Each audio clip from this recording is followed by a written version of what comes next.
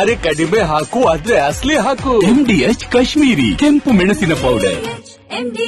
ಇದರ ಕೆಂಪು ಬಣ್ಣ ಅದ್ಭುತ, ಖಾರ ಕಡಿಮೆ ಆದರೂ ರುಚಿಕರ. MDH ಕಾಶ್ಮೀರಿ. MDH ಜನ ಮಸಾಲ. ಈಗ ಕಡಲೆ ಇರಲಿ, ಹಲಸಂದೆ ಬೀಜ, ಕಪ್ಪು ಕಡಲೆ ಅಥವಾ ಬಿಳಿ ಕಡಲೆ, ಎಲ್ಲವೂ ಸ್ವಾದಿಷ್ಟವಾಗುತ್ತೆ. ನಾನು ಸ್ಮಿತಾ ರಂಗನಾಥ್. ರಾಜ್ಯ ಬಜೆಟ್ ಮಂಡನೆಗೆ ಮುಖ್ಯಮಂತ್ರಿ ಸಿದ್ದರಾಮಯ್ಯನವರು ತಯಾರಿಯನ್ನ ಮಾಡಿಕೊಳ್ತಿದ್ದಾರೆ.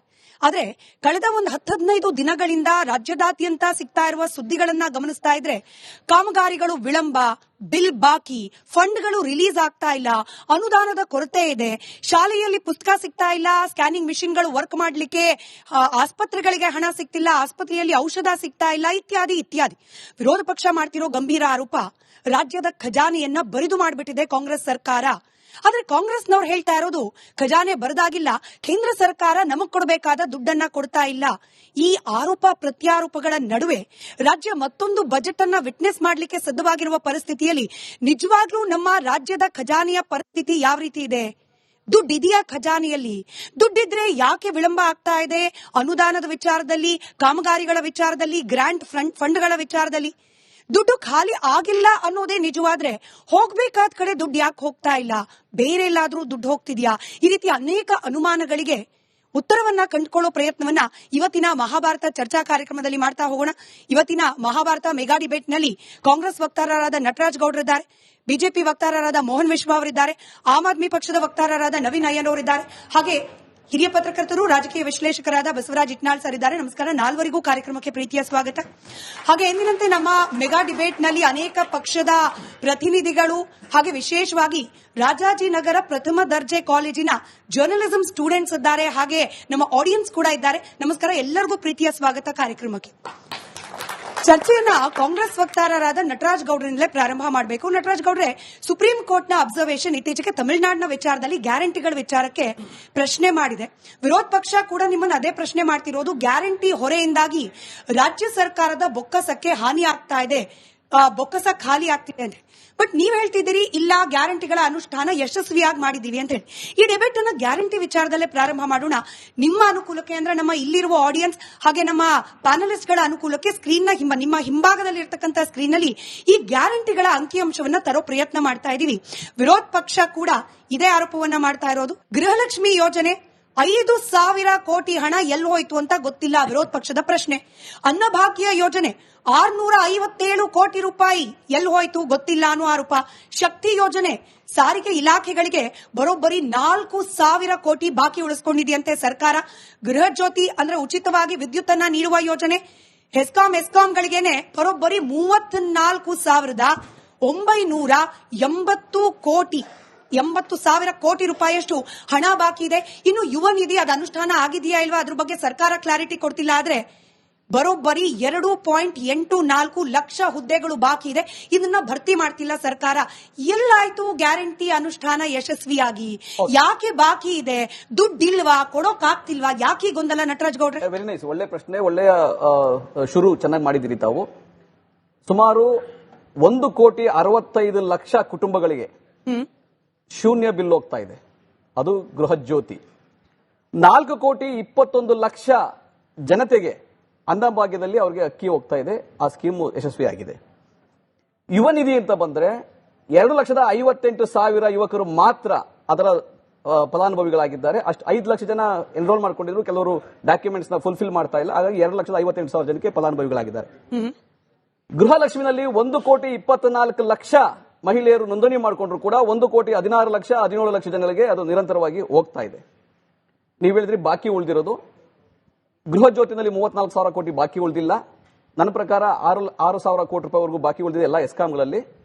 ನೀವು ಹೇಳ್ದಂಗೆ ಬಾಕಿ ಉಳಿದಿದೆ, ಅದನ್ನ ಕೊಡ್ತಾರೆ. ಅಂದ್ರೆ ಕಳೆದ 2 ತಿಂಗಳು ಈ ತಿಂಗಳು ಕೊಡ್ತಾರೆ. ಅದು ಲೇಖಾನುದಾನ ತೆಗೆದುಕೊಂಡು ಫೈನಾನ್ಸ್ ಡಿಪಾರ್ಟ್ಮೆಂಟ್ ಆ ರೀತಿಯ ಕೆಲಸ ಮಾಡೋದು.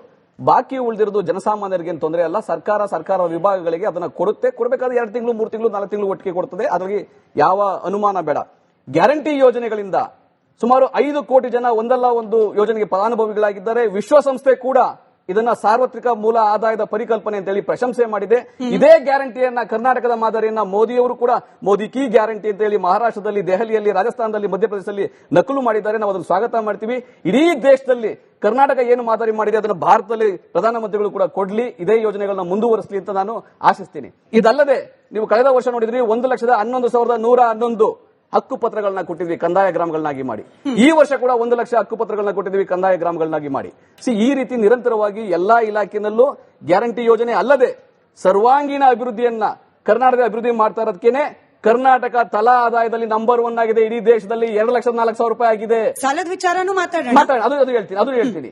ಆಮೇಲೆ ಉದ್ಯೋಗ ಸೃಷ್ಟಿನಲ್ಲಿ ಕರ್ನಾಟಕ ನಂಬರ್ 1 ಆಗಿದೆ. ಕೇವಲ 2023 ಒಂದೇ ವರ್ಷದಲ್ಲಿ 1,58,000 ಜನತೆಗೆ ನೇರವಾಗಿ ಉದ್ಯೋಗ ಸೃಷ್ಟಿಯಾಗಿದೆ. ಕರ್ನಾಟಕದಲ್ಲಿ ಸುಮಾರು 7.5 ಲಕ್ಷ ಕೋಟಿ ರೂಪಾಯಿ ಇನ್ವೆಸ್ಟ್ಮೆಂಟ್ ಬಂದು ಸುಮಾರು 20 ಲಕ್ಷ ಉದ್ಯೋಗ ಸೃಷ್ಟಿಯಾದಂತಹ ಯೋಜನೆಯನ್ನ ಇಡೀ ಕರ್ನಾಟಕದಾಗ, ಕೇವಲ ಬೆಂಗಳೂರಿನಲ್ಲಿ ಮಾತ್ರ ಅಲ್ಲ, ಇಡೀ ಎಲ್ಲ ಕರ್ನಾಟಕದ ಎಲ್ಲಾ ಜಾಗಗಳಲ್ಲೂ ಕೂಡ ಇಂಡಸ್ಟ್ರಿ ಕಾರಿಡಾರ್ ಮಾಡಿ ಉದ್ಯೋಗ ಸೃಷ್ಟಿ ಆಗ್ತಾ ಇದೆ.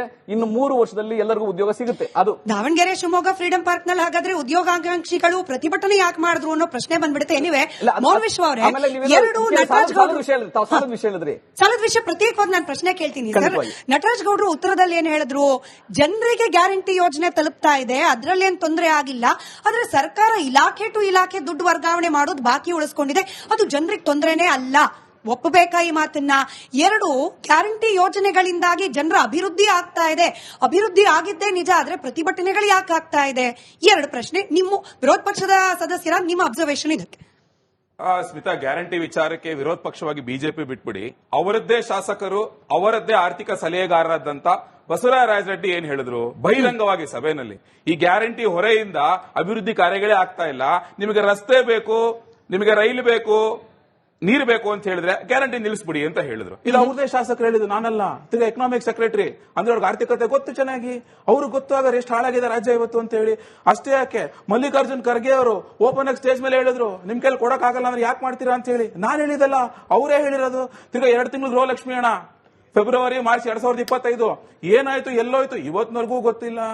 ಸೊ ಇದನ್ನ ಅವ್ರದೇ ಶಾಸಕರು ಅವ್ರುಗಳೇ ಹೇಳ್ತಾ ಇರೋದು, ಹಣ ಇಲ್ಲ ನಮ್ಮ ಹತ್ರ ಕೊಡೋದಕ್ಕೆ ಅಂತ. ನಮ್ಮನ್ನು ಬಿಟ್ಬಿಡಿ, ವಿರೋಧ ಪಕ್ಷವಾಗಿ ನಾವು ಟೀಕೆ ಮಾಡೇ ಮಾಡ್ತೀವಿ. ಇವ್ರು ಮಾಡೋ ಕೆಲಸಗಳನ್ನ ಜನತೆಗೆ ಏನೇ ಕೊಟ್ಟ ಭರವಸೆಗಳು ಈಡೇರಿಸಲಿಲ್ಲ ಅಂತ ಹೇಳಿದ್ರೆ, ಸೊ ಅದಕ್ಕೇನು ಉತ್ತರ ಕೊಡ್ತೀರಾ ನೀವು? ನಮ್ಮನ್ನು ಬಿಟ್ಬಿಡಿ, ಅದಕ್ಕೆ ಇವ್ರ ಹತ್ರ ಉತ್ತರ ಇಲ್ಲ. ನೆಕ್ಸ್ಟ್, ಸಿದ್ದರಾಮಯ್ಯ 2ನೇ ಅವಧಿಗೆ ಮುಖ್ಯಮಂತ್ರಿ ಆದ ತಕ್ಷಣ ನಿಮಗೆ ಬಂಡಿಸಿರುವಂತ 3 ಬಜೆಟ್ ಇದುವರೆಗೂ, ಇನ್ಕ್ಲೂಡಿಂಗ್ 23 ಜುಲೈ ಬಜೆಟ್ ಸೇರಿ 3,000 ರೆವಿನ್ಯೂ ಡೆಫಿಸಿಟ್ ಬಜೆಟ್. ತುಂಬಾ ಡೇಂಜರಸ್ ರಾಜ್ಯಕ್ಕೆ. ನಿಮಗೆ ಫಿಸ್ಕಲ್ ಡೆಫಿಸಿಟ್ ಇರುತ್ತೆ, ಎಲ್ಲ ರಾಜ್ಯದಲ್ಲೂ ಇರುತ್ತೆ, ದೇಶದಲ್ಲೂ ಇರುತ್ತೆ. ರೆವಿನ್ಯೂ ಡೆಫಿಸಿಟ್ ಅಂತ ಹೇಳಿದ್ರೆ ನಿಮಗೆ ಬರ್ತಾ ಇದೆ ಗೊತ್ತಾ, ತಿಂಗಳ ಒಂದು ಆದಾಯ ಮನೆ ನಡೆಸಲಿಕ್ಕೆ. ಆ ಆದಾಯನೇ ನಿಮ್ಮ ಮನೆ ನಡೆಸುವಂತ ಖರ್ಚಿಗೆ ಸಾಕಾಗ್ತಿಲ್ಲ ಅಂತ ಅರ್ಥ. ಅಂದ್ರೆ ರಾಜ್ಯಕ್ಕೆ ಬರ್ತಿರುವಂತ ಒಂದು ರೆವಿನ್ಯೂ ಆದಾಯ ಇದೆ ಗೊತ್ತಾ, ಅದೇ ಖರ್ಚಿಗೆ ಸಾಕಾಗ್ತಾ ಇಲ್ಲ. ನೋಡಿ, 23-24ರಲ್ಲಿ 13,951 ಕೋಟಿ ರೆವಿನ್ಯೂ ಡೆಫಿಸಿಟ್, 24-25ರಲ್ಲಿ 27,353 ಕೋಟಿ, 25-26ರಲ್ಲಿ 19,262 ಕೋಟಿ. ಸೊ ಒಟ್ಟಿಗೆ 70,000 ಕೋಟಿ 3 ವರ್ಷದ ರೆವಿನ್ಯೂ ಡೆಫಿಸಿಟ್. ಅಂದ್ರೆ ಕಾಮನ್ ಮ್ಯಾನ್ ಹೇಳಬೇಕು ಅಂದ್ರೆ, ನೀವು ತಿಂಗಳಿಗೆ ದುಡಿತಾ ಇರೋಂತ ದುಡ್ಡಿದೆ ಗೊತ್ತಾ, ಅದರಲ್ಲಿ ನಿಮಗೆ ಬಾಡಿಗೆ ಕಟ್ಟಬೇಕು, ಫೀಸ್ ಕಟ್ಟಬೇಕು, ಊಟ ತಿಂಡಿಗೆ, ಇದೆಲ್ಲ ಆದ್ಮೇಲೆ ಏನಾದ್ರು ಸೇವಿಂಗ್ಸ್ ಉಳ್ಕೊಳ್ಳೋದು ಗೊತ್ತಾ, ಅದ್ರಲ್ಲಿ ನೀವು ಕಾರ್ ತಗೋಬೇಕು, ಮನೆ ತಗೋಬೇಕು. ಇಲ್ಲಿ ನಿಮಗೆ ಬಾಡಿಗೆ ಕಟ್ಟಕ್ಕೆ ದುಡ್ಡಿಲ್ಲ, ಅದಕ್ಕೆ ಸಾಲ ಮಾಡ್ತಾ ಇದ್ದೀರಾ. ಸೊ ನೀವು ರೆವಿನ್ಯೂ ಎಕ್ಸ್ಪೆಂಡಿಚರ್ಗೆ ಸಾಲ ಮಾಡ್ತಾ ಇದ್ದೀರಾ. ಇಲ್ಲಿ ನೀವು ಕ್ಯಾಪಿಟಲ್ ಎಕ್ಸ್ಪೆಂಡಿಚರ್ಗೆ ಸಾಲ ಮಾಡಿ, ಅದರಿಂದ ಅಸೆಟ್ ಬಿಲ್ಡ್ ಆಗುತ್ತೆ, ರೆವಿನ್ಯೂ ಬರುತ್ತೆ. ಸೊ ನಿಮಗೆ ಇಲ್ಲಿ ರೆವಿನ್ಯೂಗೆ ದುಡ್ಡು ಸಾಕಾಗ್ತಾ ಇಲ್ಲ. ಸೊ ಅಲ್ಲಿಗೆ ನೀವು ಸರ್ಕಾರಿ ನೌಕರರ ಸಂಬಳ ಕೊಡೋದಕ್ಕೂ ಸಾಲ ಮಾಡ್ತಾ ಇದ್ದೀರಾ, ತಿರ್ಗಿ ಆಲ್ರೆಡಿ ತಗೊಂಡಿರುವಂತ ಸಾಲದ ಬಡ್ಡಿ ಕೊಡೋದಕ್ಕೂ ಸಾಲ ಮಾಡ್ತಾ ಇದ್ದೀರಾ. ರೆವಿನ್ಯೂಗೆ ಇಲ್ಲ. ನಾನು ಇನ್ನೊಂದು ಹೇಳ್ತೀನಿ, ಸಿದ್ದರಾಮಯ್ಯ ಫಸ್ಟ್ ಅಲ್ಲಿ ಮುಖ್ಯಮಂತ್ರಿ ಆಗಲಿ 2013-18 5 ವರ್ಷದಲ್ಲಿ ಯಾವತ್ತೂ ರೆವಿನ್ಯೂ ಡೆಫಿಸಿಟ್ ಆಗಿರ್ಲಿಲ್ಲ. ನನಗಿದ್ರಲ್ಲಿ ಹೇಳೋದ್ರಲ್ಲೇನು ನಂಗೆ ಇದು ಅನ್ನಿಸ್ತಾ ಇಲ್ಲ. ನಿಮ್ಮ ಅಬ್ಸರ್ವೇಷನ್, ಸಾಲ ಹೆಚ್ಚಾಗ್ಲಿಕ್ಕೆ ಗ್ಯಾರಂಟಿ ಕಾರಣ ಆಗ್ತಾ ಇದೆಯಾ? ಗ್ಯಾರಂಟಿ ಒಂದೇ ಅಲ್ಲ, ಗ್ಯಾರಂಟಿ ಜೊತೆಗೆ ಬೇರೆ ಬೇರೆ ಯೋಜನೆಗಳು ಅಷ್ಟೇ ಕೊಡಕ್ ಆಗ್ತಾ ಇಲ್ಲ ಅವರಿಗೆ. ಅಟ್ ದ ಸೇಮ್ ಟೈಮ್ ಇವರು ಕೋಟಿಗಟ್ಟಲೆ ಜನಗಳ ಬಗ್ಗೆ ಮಾತಾಡಿದ್ರು. 1.5 ಕೋಟಿ ಜನಕ್ಕೆ ಇಷ್ಟ ಆಗಿದೆ, 5 ಕೋಟಿ ಜನಕ್ಕೆ ಇಷ್ಟ ಆಗಿದೆ, 7.5 ಕೋಟಿ ಜನಕ್ಕೆ ದಿನಾ ಬೆಳಗ್ಗೆ ಆದ್ರೆ ಪೆಟ್ರೋಲ್ ಬೆಲೆ 2 ಸಲ ಜಾಸ್ತಿ ಆಗಿದೆ, ಡೀಸೆಲ್ ಬೆಲೆ 3 ಸಲ ಜಾಸ್ತಿ ಆಗಿದೆ, ಕರೆಂಟ್ ಬಿಲ್ 4 ಸಲ ಜಾಸ್ತಿ ಮಾಡೋರು ಯಾರಿಗೆ? 7.5 ಕೋಟಿ ಜನಕ್ಕೆ.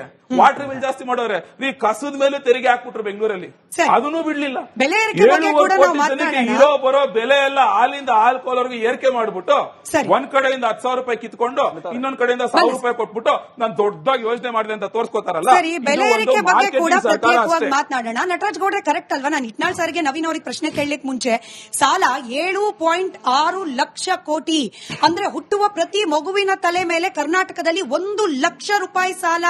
ಸಿದ್ದರಾಮಯ್ಯನವರ ಕೊಡುಗೆ, ವಿರೋಧ ಪಕ್ಷದ ಆರೋಪ. ನಿಜ ಅಲ್ವಾ ಸರ್ ಇದು?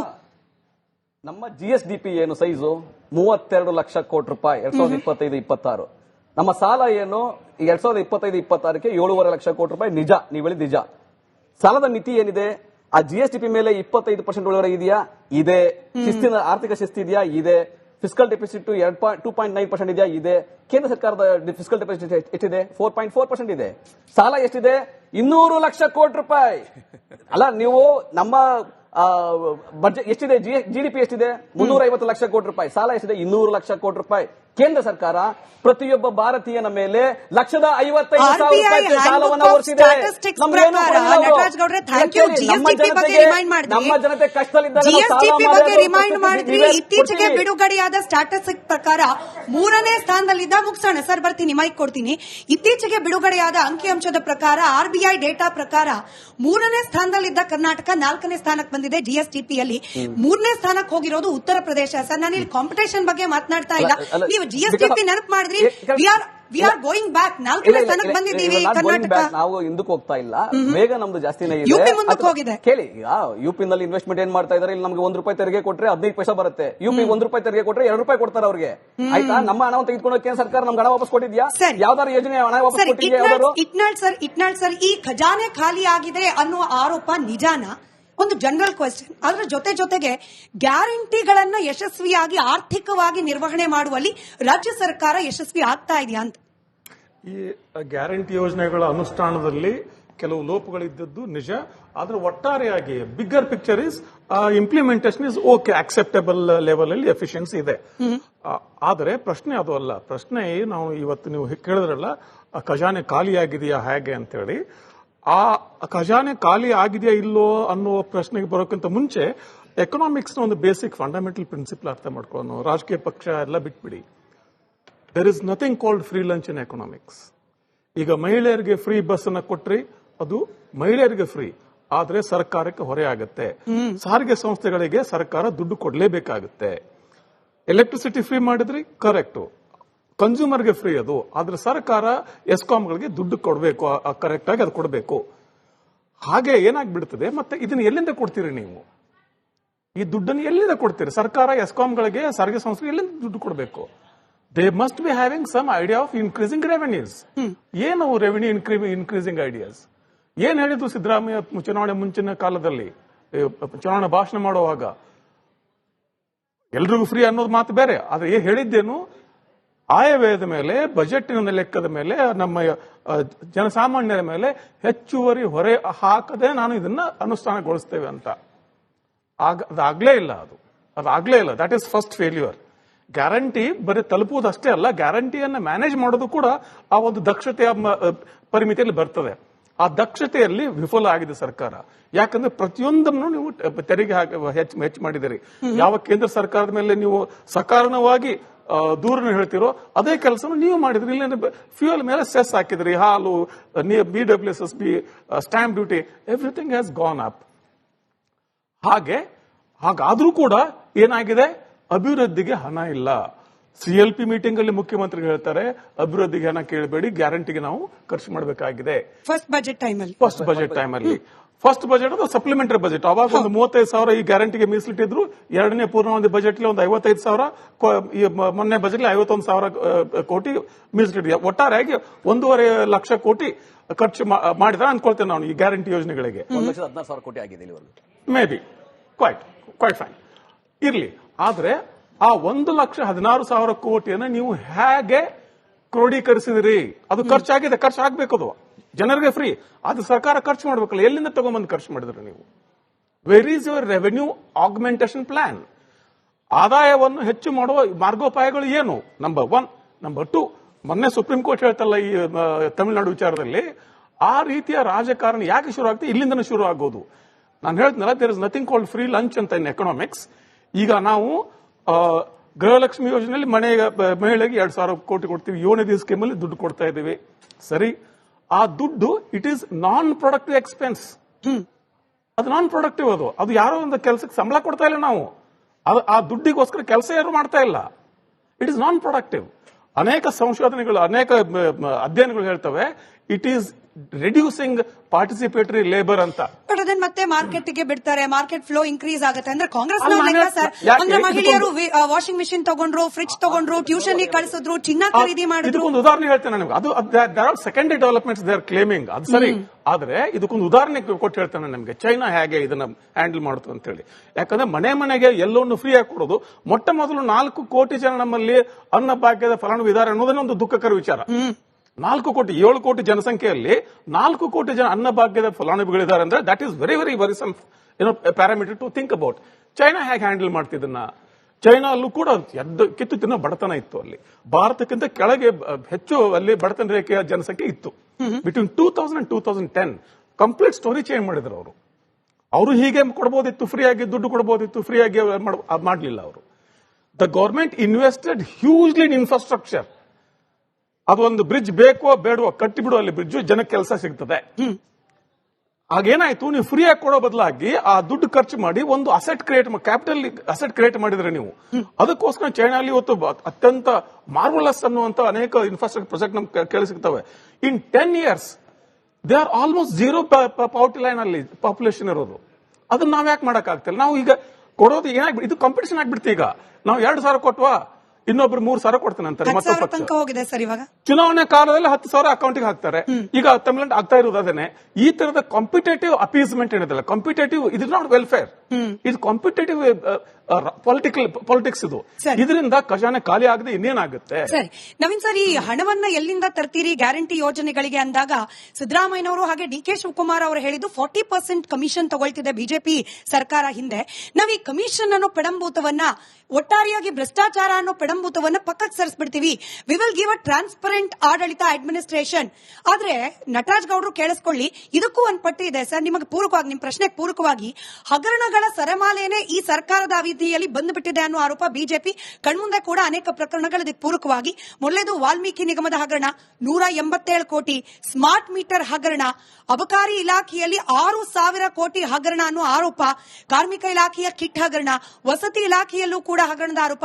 ನಾನು ಬೇಸಿಕ್ ಹೇಳ್ತಿದ್ದೀನಿ ನವೀನ್ ಸರ್, ನಿಜವಾಗ್ಲೂ 40% ಕಮಿಷನ್ ಅಥವಾ ಇಲಾಖೆಗಳಲ್ಲಿ ನಡೀತಾ ಇರುವ ಭ್ರಷ್ಟಾಚಾರ ಕಡಿವಾಣ ಹಾಕಿದ್ರೆ ಇವತ್ತು ಗ್ಯಾರಂಟಿ ಹೊರೆನಾ, ಖಜಾನೆ ಖಾಲಿನಾ? ನಿಜವಾಗ್ಲೂ ಈ ಪ್ರಶ್ನೆ ಕೇಳೋ ಪರಿಸ್ಥಿತಿ ಇರಲಿಲ್ಲ. ಭ್ರಷ್ಟಾಚಾರ ನಡೀತಿದೆ ಅನ್ನೋದಕ್ಕೆ ಸಾಕ್ಷ್ಯಗಳು ಸಿಗ್ತಾ ಇದೆ. ಯಾಕಂದ್ರೆ ಇವತ್ತು ಒಂದು ಸರ್ಕಾರದವರು ಏನ್ ಮಾಡ್ಬೇಕಾಗಿತ್ತು ಅಂದ್ರೆ, ಇವರು ಗ್ಯಾರಂಟೀಸ್ ಕೊಡೋ ಬದಲು ಒಂದು ಅಭಿವೃದ್ಧಿ ಯೋಜನೆಗಳನ್ನ ಮಾಡ್ಬೇಕಾಗಿತ್ತು ಫಸ್ಟ್. ಯಾಕಂದ್ರೆ ಇವತ್ತು ನಮ್ಗೆ ಸರಿಯಾದ ರಸ್ತೆಗಳಿಲ್ಲ, ಒಳಚರಂಡಿಗಳಿಲ್ಲ ಮತ್ತು ಮೂಲಭೂತ ಸೌಕರ್ಯಗಳಲ್ಲಿ ತುಂಬಾ ಒಂದು ವಿಫಲರಾಗಿದ್ದಾರೆ. ಫಸ್ಟ್ ಇದನ್ನೇ ಇವ್ರು ಫುಲ್ಫಿಲ್ ಮಾಡಬೇಕಾಗಿತ್ತು. ಇವ್ರು ಏನ್ ಮಾಡಿದ್ರು ಅಂದ್ರೆ, ರಾಜ್ಯ ಸರ್ಕಾರದವರು ಡೆಲ್ಲಿ ಕಾನ್ಸೆಪ್ಟ್ ನ ಕಾಪಿ ಪೇಸ್ಟ್ ಮಾಡಿದ್ರು. ನಾವು ಡೆಲ್ಲಿಲಿ ಕೊಟ್ರಿ ಅಂತ ಅವ್ರು ಇಲ್ಲಿ ಕಾಪಿ ಪೇಸ್ಟ್ ಮಾಡಿದ್ರು. ಕಾಪಿ ಪೇಸ್ಟ್ ಯಾವತ್ತು ಕಾಪಿ ಮಾಡಿದವ್ರಿಗೆ ಜ್ಞಾನ ಇರಬೇಕು, ಅದನ್ನ ಏನ್ ಮಾಡ್ಬೇಕು, ಹೇಗ್ ಮಾಡ್ಬೇಕು ಅಂತ. ಅದನ್ನ ಇವರು ವೈಫಲ್ಯರಾಗಿದ್ದಾರೆ. ಅದ್ರ ಜೊತೆಗೆ ಇವ್ರಿಗೆ ಒಂದು ರೋಡ್ ಮ್ಯಾಪ್ ಇಲ್ಲ. ಇವತ್ತು ಫೈನಾನ್ಷಿಯಲ್ ಪ್ಲಾನಿಂಗು ನಾವ್ ಹೇಗ್ ಮಾಡ್ಬೇಕು, ಇವತ್ತು ಸಾಲ ಒಂದು ಜಾಸ್ತಿ ತಗೊಳ್ತಾ ಇದೀರಿ, ಸಾಲದಿಂದ ಫ್ಯೂಚರ್ ಜನರೇಷನ್ಗೆ ಯಾವ ತರ ಪೆಟ್ಟು ಬೀಳತ್ತೆ ಇದ್ರ ಬಗ್ಗೆ ಒಂದಿಲ್ಲ. ಯಾಕಂದ್ರೆ ಪ್ರತಿಯೊಬ್ರು ಇಲ್ಲಿ ಕೂತಿರೋರಾಗ್ಲಿ, ಇಲ್ಲಿ ನೋಡ್ತಾರ ಅಂತ ಪ್ರತಿಯೊಬ್ಬರಿಗೂ ಮೂರೇ ಬೇಕಾಗಿರೋದು, ನನ್ನ ರಕ್ಷಣೆ, ನನ್ನ ಮನೆ ಕುಟುಂಬದ ಆರೋಗ್ಯ ಮತ್ತು ನನ್ನ ಮಕ್ಕಳ ಭವಿಷ್ಯ. ಈ ಮೂರನ್ನು ಕೊಡೋದಲ್ಲಿ ಇವತ್ತು ರಾಜ್ಯ ಸರ್ಕಾರದವರು ವೈಫಲ್ಯರಾಗಿದ್ದಾರೆ. ಯಾಕಂದ್ರೆ ಅವ್ರ ಹತ್ರ ಪಾರದರ್ಶಕತೆ ಇಲ್ಲ, ಅಕೌಂಟಬಿಲಿಟಿ ಇಲ್ಲ. ಇಲ್ಲ, ಹಗರಣಗಳ ಪಟ್ಟಿ ಅಂತೂ ಇದೆ. ನೀವು ಒಪ್ತಿರೋ ಬಿಡ್ತೀರೋ? ನೇರವಾಗಿ ಸಚಿವರು, ಸಚಿವರ ಮಕ್ಕಳ ಇನ್ವಾಲ್ವ್ಮೆಂಟ್, ಮುಖ್ಯಮಂತ್ರಿಗಳ ಮಕ್ಕಳ ಇನ್ವಾಲ್ವ್ಮೆಂಟ್, ಹಗರಣಗಳ ಪಟ್ಟಿ ಮಾಡಿದಿರಿ. ಅದರೊಳಗೆ ವಾಲ್ಮೀಕಿ ನಿಗಮದ ಹಗರಣ ಆಗಿದೆ ಅಂತ ಹೇಳಿ ಮಾನ್ಯ ಸಿದ್ದರಾಮಯ್ಯನವರು ಅದರ ತನಿಖೆಯನ್ನ ಮಾಡಿಸಿ ಹಣವನ್ನ ಯಾರ್ಯಾರು ಎಲ್ಲೆಲ್ಲಿ ವಸೂಲಾಗಿತ್ತು, ಎಲ್ಲೆಲ್ಲಿ ಹೋಗಿತ್ತು, ಹೌದು 95% ಹಣವನ್ನ ವಸೂಲು ಮಾಡಿದ್ರು. 95% ಹಣವನ್ನು ವಸೂಲು ಮಾಡಿದ್ರು. ಯಾರ್ಯಾರು ಅದಕ್ಕೆ ಭ್ರಷ್ಟಾಚಾರದಲ್ಲಿ ಭಾಗಿಯಾಗಿದ್ರು ಅವರೆಲ್ಲರೂ ಜೈಲ್ ಕಟ್ಟಿದ್ರು. ನಂಬರ್ 1. ಮಿಕ್ಕಿದೆಲ್ಲ ನೀವು ಪಟ್ಟಿ ಇರಲ್ಲ, ಅದು ಊಹಾಪೋಹ, ಕಟ್ಟುಕತೆ.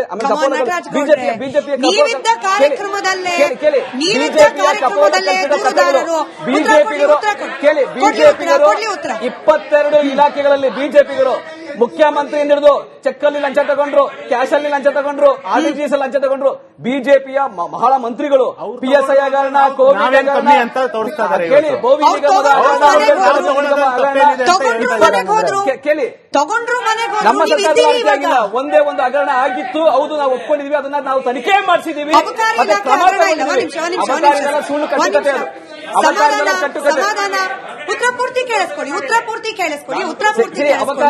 ಕಟ್ಟುಕತೆ ಬಿಜೆಪಿ ನಾಯಕರದ ಕಟ್ಟುಕತೆ. ಬಿಜೆಪಿ 4 ಜನ ಮುಖ್ಯಮಂತ್ರಿಗಳಿದ್ದಾಗಲೂ ಕೂಡ 4 ಜನ ಅಬಕಾರಿ ಮಂತ್ರಿಗಳ ಮೇಲೂ ಕೂಡ ಇದೇ ರೀತಿ ಆರೋಪವನ್ನ ಯಾರೋ ಉಳಿ ಅಂತಾರಲ್ಲ, ಸಿಗದ ದ್ರಾಕ್ಷಿ ಉಳಿ ಅಂತದಂತೆ ನೋಡಿ, ಆ ರೀತಿಯಾದಂತಹ ಪ್ರಕರಣಗಳಲ್ಲಿ ಬಹಳ ಸಾರಿ ಇದ್ದೇ ಇರ್ತದೆ. ಅಬಕಾರಿ ಇಲಾಖೆಯಲ್ಲಿ ನಟರಾಜ್ ಗೌಡ್ರೆ, ನಿಮ್ಮ ಗಮನಕ್ಕೇನೆ ನೀವೇ ಇದ್ದ ಕಾರ್ಯಕ್ರಮದಲ್ಲಿ ಪ್ರಶ್ನೆ ಕೇಳಿಸ್ಕೊಂಬಿಡಿ. ಇದೇ ಮಹಾಭಾರತ ಚರ್ಚಾ ಕಾರ್ಯಕ್ರಮದಲ್ಲಿ ನೀವಿದ್ದ ಡಿಬೇಟ್ ನಲ್ಲೇನೆ ಪಕ್ಕದಲ್ಲಿ ಕೂತ್ಕೊಂಡು ದೂರುದಾರರು ಹೇಳಿದ್ದು, ನಾನೊಬ್ಬ ಕಟ್ಟರ್ ಕಾಂಗ್ರೆಸ್ ಕಾರ್ಯಕರ್ತ ಮೇಡಮ್, ಲೋಕಲ್ ಕಾಂಗ್ರೆಸ್ ಮುಖಂಡ, ಆದ್ರೆ ಏನು ಮಾಡೋದು, ನಾನೇ ಇವತ್ತು ಕಾಂಗ್ರೆಸ್ ಸರ್ಕಾರದ ವಿರುದ್ಧ ದೂರು ಕೊಡೋ ದುಸ್ಥಿತಿ ಬಂದಿದೆ.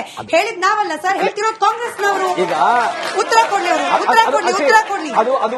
ಅದು ಒಂದು ವೈಯಕ್ತಿಕ ಪ್ರಕರಣ ಅಂತ ನಾನು ಅವತ್ತೇ ನಿಮ್ಗೆ ಡಿಬೇಟ್ ಅಲ್ಲಿ ನಾನು ಹೇಳಿದ್ದೀನಿ. ಆತನ ಮೇಲೆ ಯಾರೋ ಒಬ್ರು ಯಾರೋ ಇನ್ಸ್ಪೆಕ್ಟರ್ ಯಾರೋ ಅವ್ರ ಮೇಲೆ ದಬ್ಬಾಳಿಕೆ ಮಾಡ್ತಾ ಇದ್ದಾರೆ ಅಂತ ಅವನ ಪ್ರಕರಣವನ್ನು ದೂರನ್ನು ಕೊಟ್ಟಿದ್ದಾನೆ ಬಿಟ್ರೆ, ಅದಕ್ಕೂ ಈ ಅಬಕಾರಿ ಇಲಾಖೆಯಲ್ಲಿ ಜಮೀರ್ ಅವರ PA ವೈಯಕ್ತಿಕನ ಸರ್. ಅಬಕಾರಿ ಇಲಾಖೆ ವೈಯಕ್ತಿಕ ಆದ್ರೆ ವಸತಿ ಇಲಾಖೆಯಲ್ಲಿ ಜಮೀರ್ ಅಹಮದ್ ಖಾನ್ ಅವರ PA ಮಾತಾಡಿದ್ದು ವೈಯಕ್ತಿಕನ. ಈಗ ಕೇಳಿ, ಈಗ ವಸತಿ ಇಲಾಖೆ ಸ್ಮಾರ್ಟ್ ಮೀಟರ್ ಆರೋಪ, ಈಗ 40% ಏನು ಬಿಜೆಪಿ ಕಮಿಷನ್ ತೆಗೆದುಕೊಂಡು ರಾಜ್ಯವನ್ನು ಲೂಟಿ ಮಾಡಿತ್ತು, ಈ ಸರ್ಕಾರ ಬಂದ ಮೇಲೆ ಅದು ನಿಂತಿದೆ. ನಂಬರ್ 1.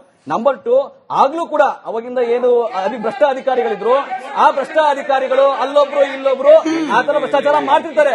ಅವರನ್ನು ಕೂಡ ಯಾವುದೇ ರೀತಿಯ PA ಆಗ್ಬೋದು, ಅಧಿಕಾರಿ ಆಗ್ಬೋದು, IAS ಅಧಿಕಾರಿ ಆಗ್ಬೋದು, IPS ಅಧಿಕಾರಿ ಆಗ್ಬೋದು, ಆ ಭ್ರಷ್ಟಾಚಾರವನ್ನ ಮಾಡಿದವ್ರನ್ನ ಈ ಸರ್ಕಾರ ಯಾವುದೇ ರೀತಿಯಾಗಿ ಕ್ಷಮಿಸಿಲ್ಲ ಮತ್ತೆ ಬಿಡೋದಿಲ್ಲ. ಆದ್ರೆ ಬಿಜೆಪಿ ಕೈ ಜೋಡಿಸ್ತಾ ಇತ್ತು ಭ್ರಷ್ಟಾಚಾರ ಜೊತೆ. ಮೋಹನ್ ವಿಶ್ವಾರೆ, ಗುತ್ತಿಗೆದಾರರದು 40% ಕಮಿಷನ್ ಅನ್ನೋ ಹಣೆಪಟ್ಟಿ ನಿಮ್ ಸರ್ಕಾರಕ್ಕೆ ಬಂದ್ಬಿಡ್ತು. ಗುತ್ತಿಗೆದಾರರು ಇವಾಗ ಪರ್ಸೆಂಟೇಜ್ ಎಲ್ಲಿಂದ ಎಲ್ಲಿಗೆ ಹೋಗಿದೆ ಅಂತ ಹೇಳಿ ಸಾಕಷ್ಟು ಸತಿ ಹೇಳ್ಬಿಟ್ಟಿದ್ದಾರೆ. Latest statement sir, DCM DK Shivakumar ಅವ್ರದ್ದು. ಸುಮ್ನೆ ಆರೋಪ ಮಾಡೋದಲ್ರಿ, ಕಂಪ್ಲೇಂಟ್ ಕೊಡ್ರಿ. ಗುತ್ತಿಗೆದಾರರು ಇನ್ ಎಲ್ಲಿ ಪ್ರಧಾನಿ ತನಕ ಹೋಗಾಯ್ತು, ಇನ್ ಏಲಿಯನ್ಸ್ ನ ಹುಡ್ಕೊಂಡು ಕಂಪ್ಲೇಂಟ್ ಕೊಡೋದೊಂದು ಬಾಕಿ ಇದೆ ಅಂತ ಬಹುಶಃ. ಸ್ಮಿತಾ, ಈಗ ಏನ್ ಹೇಳ್ತಾರೆ ಅಂತ ಹೇಳಿದ್ರೆ, ಇವ್ರು ನಮ್ಮ ಮೇಲೆ 40% ಆರೋಪ ಮಾಡಿದ್ದು, ಇವ್ರ ಅಧಿಕಾರಕ್ಕೆ ಬಂದ್ 3 ವರ್ಷ ಆಯ್ತು, ಏನು ಪ್ರೂವ್ ಮಾಡಕ್ಕಾಗಲ್ಲ. 2000 ಪೇಜ್ ರಿಪೋರ್ಟ್ ಕೊಡ್ತು, ಇವರೇ ರಚಿಸಿದ ಆಯೋಗ, ಅದರಲ್ಲಿ ಎಲ್ಲಾ ಸುಳ್ಳು, ಒಂದೇ ಒಂದು ತಿರುಳಿಲ್ಲ ಅಂತ ಹೇಳ್ಬಿಟ್ಟು. ಎರಡನೇದು ಬಿಟ್ಕಾಯಿನ್ ಅಂತಂದ್ರು, ಅದೆಲ್ಲೋಯ್ತಾ ಬಿಟ್ಕಾಯಿನ್ ಇವತ್ತಿಗೂ ಗೊತ್ತಿಲ್ಲ. 3 ವರ್ಷ ಆಯ್ತು, ಏನು ಮಾಡ್ಕೊಳಕ್ಕಾಗ್ಲಿಲ್ಲ. ನೆಕ್ಸ್ಟ್ ನನ್ನನ್ನು ಬಿಟ್ಬಿಡಿ, ನಾನು ಮತ್ತದನ್ನೇ ಹೇಳ್ತೀನಿ. BR ಪಾಟೀಲ್ ಇವರದೇ ಪಕ್ಷದ ಶಾಸಕರು 18 ಜನ MLA ಇರೋ ಸಹೀರ್ ಅಂತ ಒಂದು ಲೆಟರ್ ನ ತಗೊಂಡು ಮುಖ್ಯಮಂತ್ರಿಗಳೇ ಪತ್ರ ಬರೆದ್ರು. ಏನಂತ, ನನ್ನ ಕ್ಷೇತ್ರಕ್ಕೆ ಅನುದಾನ ಬೇಕು ಅಂದ್ರೆ ಸಚಿವನಿಂದ ಅವ್ರ ಬ್ರೋಕರ್ಗಳು ಕಮಿಷನ್ ತಗೊಳ್ತಾರೆ ಅಂತ. ಇವ್ರ ಪಕ್ಷದವ್ರು ಹೇಳಿದ್ದು, ನಾವ್ ಹೇಳ್ತಿಲ್ಲ ರೀ. ನೆಕ್ಸ್ಟ್ ಬಸವರಾಜ ರಾಯರೆಡ್ಡಿ, ಮತ್ತಾಗೇನ್ ಹೇಳ್ತೀನಿ, ಆರ್ಥಿಕ secretary, Karnataka is number 1 in corruption today ಅಂತ ಹೇಳಿದ್ರು. ಯಾರು ಇವ್ರದೇ ಶಾಸಕರು. ಹಂಗಾರೇನ್ ಬಸವರಾಜ ರೆಡ್ಡಿ ಹೇಳಿದ್ ಫೇಕಾ? ನಿಮಗಿಂತ ಲೇಟೆಸ್ಟ್ ಹೇಳ್ತೀನಿ, 1 ಅವರ್ ಮುಂಚೆ ಆಗಿರೋದು ಸಸಿ ಜಾರಕಿಹೊಳಿ ಹೇಳಿದ್ದಾರೆ, ಕಮಿಷನ್ ಅನ್ನೋದು ಕಾಮನ್ನು ಕಾಮಗಾರಿಲಿ ಅಂತ ಹೇಳ್ಬಿಟ್ಟು. ಇವ್ರ ಶಾಸಕರು ಹೇಳ್ತಾ ಇರೋದು. ತಿಂದು ಕರ್ನಾಟಕದಲ್ಲಿ ಲೂಟಿ ಮಾಡಿ ಒಂದ್ ಕಡೆ ಬೆಲೆ ಏರಿಕೆನೂ ಮಾಡಿ, ಇನ್ನೊಂದ್ ಕಡೆ ಸಾಲನೂ ಮಾಡಿ, ಏನೂ ಕೊಡ್ತೀರಾ. ಸೋನಿಯಾ ಗಾಂಧಿ, ರಾಹುಲ್ ಗಾಂಧಿ, ಪ್ರಿಯಾಂಕಾ ಗಾಂಧಿ ಫಾರಿನ್ ಟ್ರಿಪ್ ಹೋಗಲು ಸ್ಪಾನ್ಸರ್ ಮಾಡ್ತಾವ್ರಷ್ಟೇ. ATM ಮಾಡ್ಕೊಂಡು ಕರ್ನಾಟಕ ATM ಮಾಡ್ಕೊಂಡ್ಬಿಟ್ಟಿದ್ದಾರೆ. 3 ಜನ ಫಾರಿನ್ ಟೂರ್ ನೋಡೋದಕ್ಕೆ ಫ್ಲೈಟ್ ಟಿಕೆಟ್ ಬುಕ್ ಆಗೋದು ನಮ್ಮ ಕರ್ನಾಟಕದ ತೆರಿಗೆ. ನಮ್ಮ ರಾಜ್ಯದ ಶಾಸಕರು ಕೂಡ ಹಾರಿ ಫಾರಿನ್ ಟ್ರಿಪ್ ನಲ್ಲಿದ್ದಾರೆ, ವೈಯಕ್ತಿಕವಾಗಿ ಪರ್ಸನಲ್. ಅದಕ್ಕೆ ಹೇಳ್ಬಿಡ್ತೀನಿ, ಇಲ್ಲಿ ಕರ್ನಾಟಕದ ಖಜಾನೆ ಖಾಲಿ, ಕಾಂಗ್ರೆಸ್ ಶಾಸಕರು ಆಸ್ಟ್ರೇಲಿಯಾ ಜಾಲಿ. ಸರ್, ಕರಪ್ಷನ್ ಅನ್ನೋದು ನೀವೇ ಹೇಳಿದ ಹಾಗೆ ಬಿಜೆಪಿ ಶಾಸಕರು ಎಲ್ಲ ಕಡೆ ಪೋಲಿ. ಆಯ್ತು ಸರ್, ಥ್ಯಾಂಕ್ ಯು, ಚೆನ್ನಾಗಿದೆ ಡೈಲಾಗು. ಇಟ್ನಾಳ್ ಸರ್, ಕರಪ್ಷನ್ ಅನ್ನ ನಾವು ಕರ್ಬ್ ಮಾಡ್ತೀವಿ, ಆ ಮೂಲಕ ಖಜಾನೆಗೆ ದುಡ್ಡು ಬರೋ ಹಾಗೆ ಮಾಡ್ತೀವಿ ಹೇಳಿದವರು ಸಿದ್ದರಾಮಯ್ಯನವರು. ನಿಜವಾಗ್ಲೂ ಆ ಮಾತಿಗೆ ತಕ್ಕಂತೆ ನಡೆದುಕೊಳ್ಳುವಲ್ಲಿ ಸಿದ್ದರಾಮಯ್ಯ ನೇತೃತ್ವದ ಸರ್ಕಾರ ಯಶಸ್ವಿಯಾಗಿದೆಯಾ? ನಾನೀಗ ಒಂದಷ್ಟು ಪಟ್ಟಿ ಕೊಟ್ಟೆ, ಇದಕ್ಕಿಂತ ಪಟ್ಟಿ ದೊಡ್ಡದಿದೆ. ಇದೆಲ್ಲವೂ ಕೂಡ ನಟರಾಜ್ ಗೌಡರು ಹೇಳ್ದಂಗೆ fake allegations.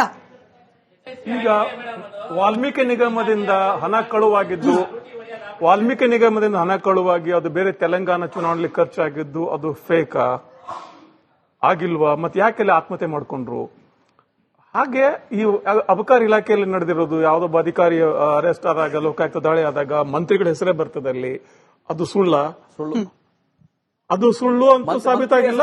Let me complete. ಅಲ್ಲ ನೀವು ಅಬಕಾರಿ ದೂರಿದೆ. ಯಾರೋ ನಿಮ್ಮ ಅಧಿಕಾರಿ ಕಾಂಗ್ರೆಸ್ ತಪ್ಪು ಮಾಡಿದ್ರೆ ಮಂತ್ರಿನ ಗೌಡ್ರೆ ಯಾಕೆ ದೂಷಣೆ ಮಾಡ್ತೀರಿ? ಗೌಡ್ರೆ ಕಾಂಗ್ರೆಸ್ ಆಗ್ಲಿ ಬಿಜೆಪಿ ಆಗ್ಲಿ ಯಾವುದೇ ಸರ್ಕಾರ ಆಗ್ಲಿ ಭ್ರಷ್ಟಾಚಾರದಿಂದ ಹೊರತಲ್ಲ. ಈ ದೇಶದಲ್ಲಿ ಕಳೆದ 50-60 ವರ್ಷದಿಂದ ಭ್ರಷ್ಟಾಚಾರ ವಿರೋಧಿ ಚಳವಳಿ, ಭ್ರಷ್ಟಾಚಾರ ವಿರೋಧಿ ರಾಜಕಾರಣ ಎಲ್ಲವನ್ನೂ ನೋಡಿ ಆಗಿದೆ. ಯಾವ ಪಕ್ಷನೂ ಕೂಡ ಭ್ರಷ್ಟಾಚಾರದ ಪಾಪದಿಂದ ಹೊರತಾಗಿಲ್ಲ. ನೀವು ಟಿ.ಎನ್. ಶೇಷನ್ ಒಂದು ಮಾತು ಹೇಳ್ತಿದ್ರು, ಈ ದೇಶದಲ್ಲಿ ಒಂದು ಚದರ ಅಡಿ ಜಾಗ ಭ್ರಷ್ಟಾಚಾರ ಇಲ್ಲದ ಜಾಗ ಅಂತ ತೋರಿಸಿ ಅಲ್ಲೊಂದು ನಾನು ಸ್ಮಾರಕ ಕಟ್ಟಿಸ್ತೇನೆ ಅಂತ ಹೇಳಿ. ಯಾವುದೂ ಇಲ್ಲ.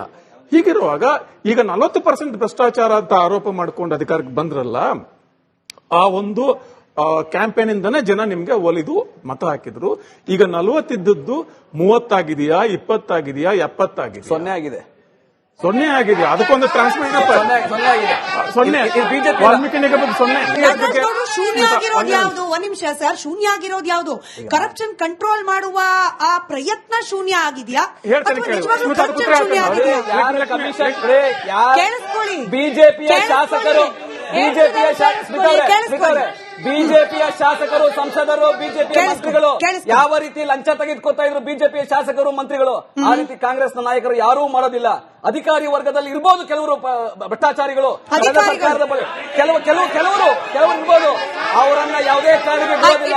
ಅವ್ರ ಮೇಲೆ ಕ್ರಮ ಜರುಗಿಸ್ತೀವಿ. ಅದೇ ಕಾಂಗ್ರೆಸ್ನ ಬದ್ಧತೆ. ಜೀರೋ ಆಗಿದೆ, ಶೂನ್ಯ ಆಗಿದೆ ಅಂತ. ಆ ಶೂನ್ಯ ಆಗಿದ್ದು ಏನೋ ಗೊತ್ತಿಲ್ಲ. ಶೂನ್ಯ ಆಗಿದೆ ಅವ್ರ ಕ್ಲೇಮ್ ಅದು. ಅದನ್ನ ಒಂದು ಇಂಡಿಪೆಂಡೆಂಟ್ ಆರ್ಗನೈಸೇಷನ್ ಎನ್ಕ್ವೈರಿ ಮಾಡಿಸಿ ನೋಡ್ಸೋಣ ಅಂತ ನಿಮ್ಮ ಕ್ಲೇಮ್ ಅದು. ಅದನ್ನ ಮಾಡಿಸಿ ನೋಡೋಣ. ಆದ್ರೆ ಇಲ್ಲಿ ಇವರ ಸಿದ್ದರಾಮಯ್ಯ ಸರ್ಕಾರದ ವೈಖರಿ ನೋಡಿ ನೀವು. 2013 ಮತ್ತು 2018 ಮಧ್ಯೆ ಲೋಕಾಯುಕ್ತ ಇರಲಿಲ್ಲ, ಸ್ವಚ್ಛ ಸರ್ಕಾರ. ನಮ್ಮೂರಲ್ಲಿ ಕಳ್ಳತನ ಯಾಕಿಲ್ಲ? ಪೊಲೀಸ್ ಇಲ್ಲ ಅಷ್ಟೇ. ಪೊಲೀಸ್ ಸ್ಟೇಷನ್ ಇಲ್ಲ, ರೆಕಾರ್ಡ್ ಇಲ್ಲ. ಈಗ ಮಾಧ್ಯಮ ಬರಲ್ಲ. ಯಾಕೆ ಒಬ್ಬ ಮಂತ್ರಿ ಕಚೇರಿಯಲ್ಲಿ ದುಡ್ಡು ಯಾಕೆ ಸಿಗ್ತದ್ರಿ? ಚಿನ್ನ ಯಾಕೆ ಸಿಗ್ತದ್ರಿ? ಏನ್ ಮಾಡಕ್ ಅದು ಚಿನ್ನದ ಅಂಗಡಿ ಇಟ್ಟಿದ್ದೀರಾ ಅಲ್ಲಿ? ಏನು ನೋಡಿ ಪ್ರಿಂಟ್ ಮಾಡ್ತೀರಾ ಅಲ್ಲಿ? ಭ್ರಷ್ಟಾಚಾರ ಜೀರೋಣ ಇದು. ಅದನ್ನ ಪ್ರಶ್ನೆ ಮಾಡಿದ್ರೆ ಮಾಧ್ಯಮ ಬರಬೇಡಿ. ಮಾಧ್ಯಮ ಕಣ್ ಕಟ್ರಿ, ವಾಚ್ಡಾಗ್ ಲೋಕಾಯುಕ್ತ ಕಣ್ ಕಟ್ರಿ. ನಾವು ಚೆನ್ನಾಗಿದ್ದೇವೆ, ಕಣ್ಣು ಮುಚ್ಚಿ ಹಾಲು ಕುಡಿರಿ ಅಂದ್ರೆ ನಾವು ಕಳ್ಳತನ ಮಾಡಿಲ್ಲ. ನಾನು ಕಳ್ಳತನ ಮಾಡಿಲ್ಲ. ಸರ್ಕಾರ ಸ್ವಚ್ಛ ಅಂದ್ರೆ ಟ್ರಾನ್ಸ್ಪರೆನ್ಸಿ ಇಂಟರ್ನ್ಯಾಷನಲ್ ಅಂತ ಆರ್ಗನೈಸೇಷನ್ ಇದಾವೆ, ಅನೇಕ ಸಂಸ್ಥೆಗಳಿದಾವೆ. ಅವ್ರು ಅಧ್ಯಯನ ಮಾಡಿ ಹೇಳ್ತಾರೆ. ಯಾಕೆ ಕಳ್ಳರು ನಾನು ಕಳ್ಳ ಅಂತ ಹೇಳೋದಿಲ್ಲ. ಯಾವುದೇ ಸರ್ಕಾರ ಬಂದು ನಾನು ಭ್ರಷ್ಟ ಸರ್ಕಾರ ಅಂತ ಹೇಳ್ಕೊಳ್ಳೋದಿಲ್ಲ. ಸರಿ, ಅದು ಬಿಜೆಪಿ ಸರ್ಕಾರನೇ ಆಗ್ಲಿ, ಜೆಡಿಎಸ್ ಆಗ್ಲಿ, ಕಾಂಗ್ರೆಸ್ ಯಾರು ಹೇಳ್ಕೊಳ್ಳೋದಿಲ್ಲ. ಇವನು ಆಮ್ ಆದ್ಮಿ ಪಾರ್ಟಿ ಕೂಡ ಹೇಳ್ಕೊಳ್ಳೋದಿಲ್ಲ. ಎಲ್ಲರ ಮೇಲೆ ಆರೋಪಗಳಿದ್ದಾವೆ. ಹಂಗಂತೇಳಿ ಭ್ರಷ್ಟಾಚಾರವೇ ಇಲ್ಲ ಅಂತಲ್ಲ. ಅದನ್ನು ಭ್ರಷ್ಟಾಚಾರವನ್ನು ಹೇಗೆ ನಿಗ್ರಹಿಸಬೇಕು, ಅದು ಆ ಮೆಕ್ಯಾನಿಸಮ್ಗಳೇನು, ಆ ಭ್ರಷ್ಟಾಚಾರವನ್ನ ನಿಗ್ರಹಿಸುವ ಸಂಸ್ಥೆಗಳ ಮೇಲೆ ದಾಳಿ ಮಾಡಿಬಿಟ್ರೆ ಹೇಗೆ? ಮಾಧ್ಯಮ ಹಿಡ್ಕೊಂಡು, ಮಾಧ್ಯಮ ಕೂಡ ಭ್ರಷ್ಟಾಚಾರ ನಿಗ್ರಹ ಸಂಸ್ಥೆನೆ. ಅದೊಂದು ಭ್ರಷ್ಟಾಚಾರ ನಿಗ್ರಹ, ಅದೊಂದು ಮಾರ್ಗೋಪಾಯನೆ. ಅದನ್ನು ಕೂಡ ನೀವು ಕಡಿವಾಣ ಹಾಕ್ತೀರಂದ್ರೆ ವಾಟ್ ಇಸ್ ಶೂನ್ಯ ಆಗಿ ಹೋಗ್ಬಿಟ್ಟಿದೆ ಭ್ರಷ್ಟಾಚಾರ ಅನ್ನೋದು. ಎಲ್ಲೋ ಇಲ್ಲೊಂದು ಕೇಳೋಕ್ ಸಿಕ್ತಿರೋದು ಕೇವಲ ಅಧಿಕಾರಿಗಳ ಲೆವೆಲ್ ಅಲ್ಲಿ ನಡೀತಾ ಇರೋ ಭ್ರಷ್ಟಾಚಾರ. ಪ್ರಶ್ನೆ ಕೇಳಬೇಕು, ಅಧಿಕಾರಿಗಳು ಭ್ರಷ್ಟಾಚಾರ ಮಾಡುವಾಗ ಸಂಬಂಧಪಟ್ಟ ಇಲಾಖೆ ಮಂತ್ರಿಗಳು ಕಣ್ಣಿಗೆ ಪಟ್ಟಿ ಇಟ್ಕೊಂಡು ಕುತ್ಕೊಂಡಿರ್ತಾರ?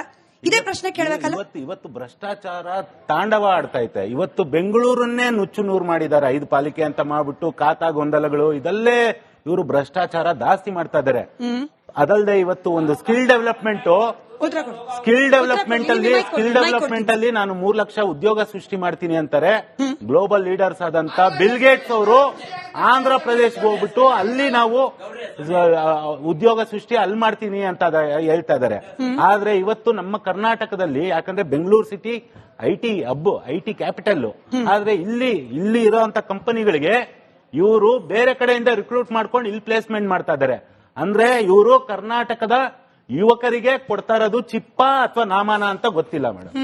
ಒಂದು ವಾಲ್ಮೀಕಿ ಹಗರಣ ನಡೆದಿತ್ತು, ಅದು ಭ್ರಷ್ಟಾಚಾರ ಆಗಿತ್ತು, ಹಣ ವರ್ಗಾವಣೆ ಆಗಿತ್ತು. ಸರ್ಕಾರ ತನಿಖೆಯನ್ನ ಮಾಡಿ, ಒಂದು ಕಮಿಟಿ ಮಾಡಿ ತನಿಖೆಯನ್ನ ಮಾಡಿ ಎಲ್ಲಾ ಹಣವನ್ನ ವಸೂಲಿ ಮಾಡಿ ಯಾರ್ಯಾರು ಭ್ರಷ್ಟಾಚಾರದಲ್ಲಿ ಭಾಗಿಯಾಗಿದ್ರು ಎಲ್ಲರನ್ನೂ ಜೈಲು ಕಟ್ಟಿದ್ರು. ಅದೊಂದು ಹಗರಣ ಬಿಟ್ರೆ ಬಿಜೆಪಿ ಸರ್ಕಾರದ 22 ಹಗರಣಗಳ ತನಿಖೆ ಮಾಡ್ತಾ ಇದೀವಿ. ಆಗಿದೆ. ಬಿಜೆಪಿ ಹಗರಣದಲ್ಲಿ ಬೋವಿ ಹಗರಣದ ನಾಯಕರು ಜೈಲಿಗೆ ಹೋಗಿದ್ದಾರೆ. ಕೇಳಿ, ಆಯ್ತು ಬಹು- ನಟರಾಜ್ ಆಮೇಲೆ ಗೌಡ್ರೆ, ಸಾಬೂನು ನೀವು ಕಾರ್ಖಾನೆಯ ಹೇಳಿದ್ದನ್ನೇ ನಿಜ ಅಂತ ಒಪ್ಕೊಳ್ತಾ ವಾಲ್ಮೀಕಿ ನಿಗಮದ್ದೇ ಪ್ರಶ್ನೆ ಕೇಳ್ತೀನಿ ಸರ್. ಬೇರೆ ಎಲ್ಲೂ ಹಗರಣ ಆಗಿಲ್ಲ ಅಂತಾನೆ ಅನ್ಕೊಳ್ಳೋಣ, ನಿಂಬಾಯಲ್ಲೇ ಬಂದಿದೆ ವಾಲ್ಮೀಕಿ ನಿಗಮದಲ್ಲಿ ಹಗರಣ ಆಗಿದೆ. ಮತ್ಯಾಕೆ ನಾಗೇಂದ್ರ ಅವರನ್ನ ವಾಪಸ್ ಕರ್ಕೊಳ್ತೀನಿ ಜಪ ಮಾಡ್ತಿದ್ದಾರಲ್ಲ ಸಿದ್ದರಾಮಯ್ಯನವರು? ಒಬ್ಬ ಭ್ರಷ್ಟ ಅಂತ ಹೇಳಿ ಆರೋಪ ಹೊತ್ತವರನ್ನ ಕರ್ಕೊಂಡು ಬರೀ ಅಷ್ಟೊಂದು ಡೆಸ್ಪ್ರೆಸಿ ಯಾಕೆ ಅಂತ ಕೇವಲ ಅದು ಅವ್ರ ಮೇಲೆ ಆರೋಪ ಬಂದಿತ್ತು. ಬಿಕಾಸ್ ಅವರ ಇಲಾಖೆ ಅಂತ So ಹೇಳಿ ಅಲ್ಲೂ ಇಲ್ಲ. ಅಲ್ಲೂ ಭ್ರಷ್ಟಾಚಾರ ಯಾರ್ಯಾರು ನಡೆದಿಲ್ಲ. 12 ಜನ 13 ಜನ ಅಧಿಕಾರಿಗಳು ಭ್ರಷ್ಟಾಚಾರ ಅವ್ರು ಜೈಲಿಗೆ ಹೋಗಿದ್ರು ಸರ್. ಕೇಳಿ, ನೀವೇ ಹೇಳಿದ್ರಿ ಜೈಲಿಗೆ ಹೋಗಿದ್ದವರು ಅದು ಅಂತ. ಕೇಂದ್ರ ಅವರು ಸರ್ಕಾರ ಇದ್ರು ಜೈಲಲ್ಲಿ. ಕೇಂದ್ರ ಸರ್ಕಾರ ತಮ್ಮ ಇಡಿಯನ್ನ ಐಟಿಯನ್ನ ಸಿಬಿಐನ ಹೆಂಗ್ ಪ್ರಯತ್ನ ಮಾಡ್ತಾರೆ ನೀವು ನೋಡಿದ್ರಿ. ಮೂಡ ಹಗರಣ ಅಂತ ಹೇಳಿ ಇಲ್ಲದಲ್ಲಿ ಮನೆ ಸಿದ್ದರಾಮಯ್ಯ ಶಿಕ್ಷಕ ಹೆಂಗ್ ಪ್ರಯತ್ನ ಮಾಡಿದ್ರು ಸಂಚುಕೋರು ಬಿಜೆಪಿಗರು ಅಂತ ತಮ್ಗೆ ಗೊತ್ತಿದೆ. ಈ ರೀತಿಯಾಗಿ ಸಂಚು ಮಾಡೇ ಮಾಡ್ತಾರೆ ಬಿಜೆಪಿ. ಬಿಜೆಪಿ ಸರ್ಕಾರ ಇದ್ದಾಗನು ಕೂಡ 40% ಏನು ಅವ್ರು ಏನು ಕೊಟ್ಟಿದ್ರು ಅದು ಸತ್ಯನೇ. ಇವರು 70, ನೀವು 40. ಇವರು ಫಸ್ಟ್ ಮೂಲ ಕಲಿಸಿದ್ದೆ ಇವರು ಯಾರು? ಡೆಲ್ಲಿಯಲ್ಲಿ ಕುಂತ್ಕೊಂಡು ಆಮ್ ಆದ್ಮಿ ಅವರು ಇದನ್ನೆಲ್ಲವನ್ನು ನೋಡ್ಕೊಂಡು ಕುಂತಿರೋರು ಜೆಡಿಎಸ್ನವರು.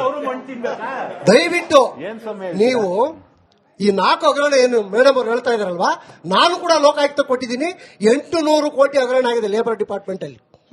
ಒಂದು ಕ್ಯಾಪ್, ಒಂದು ತಲೆಗೆ RPL ಕಿಟ್ ಟ್ರೈನಿಂಗ್ ಅಂತ ಕೊಡ್ತಾರೆ.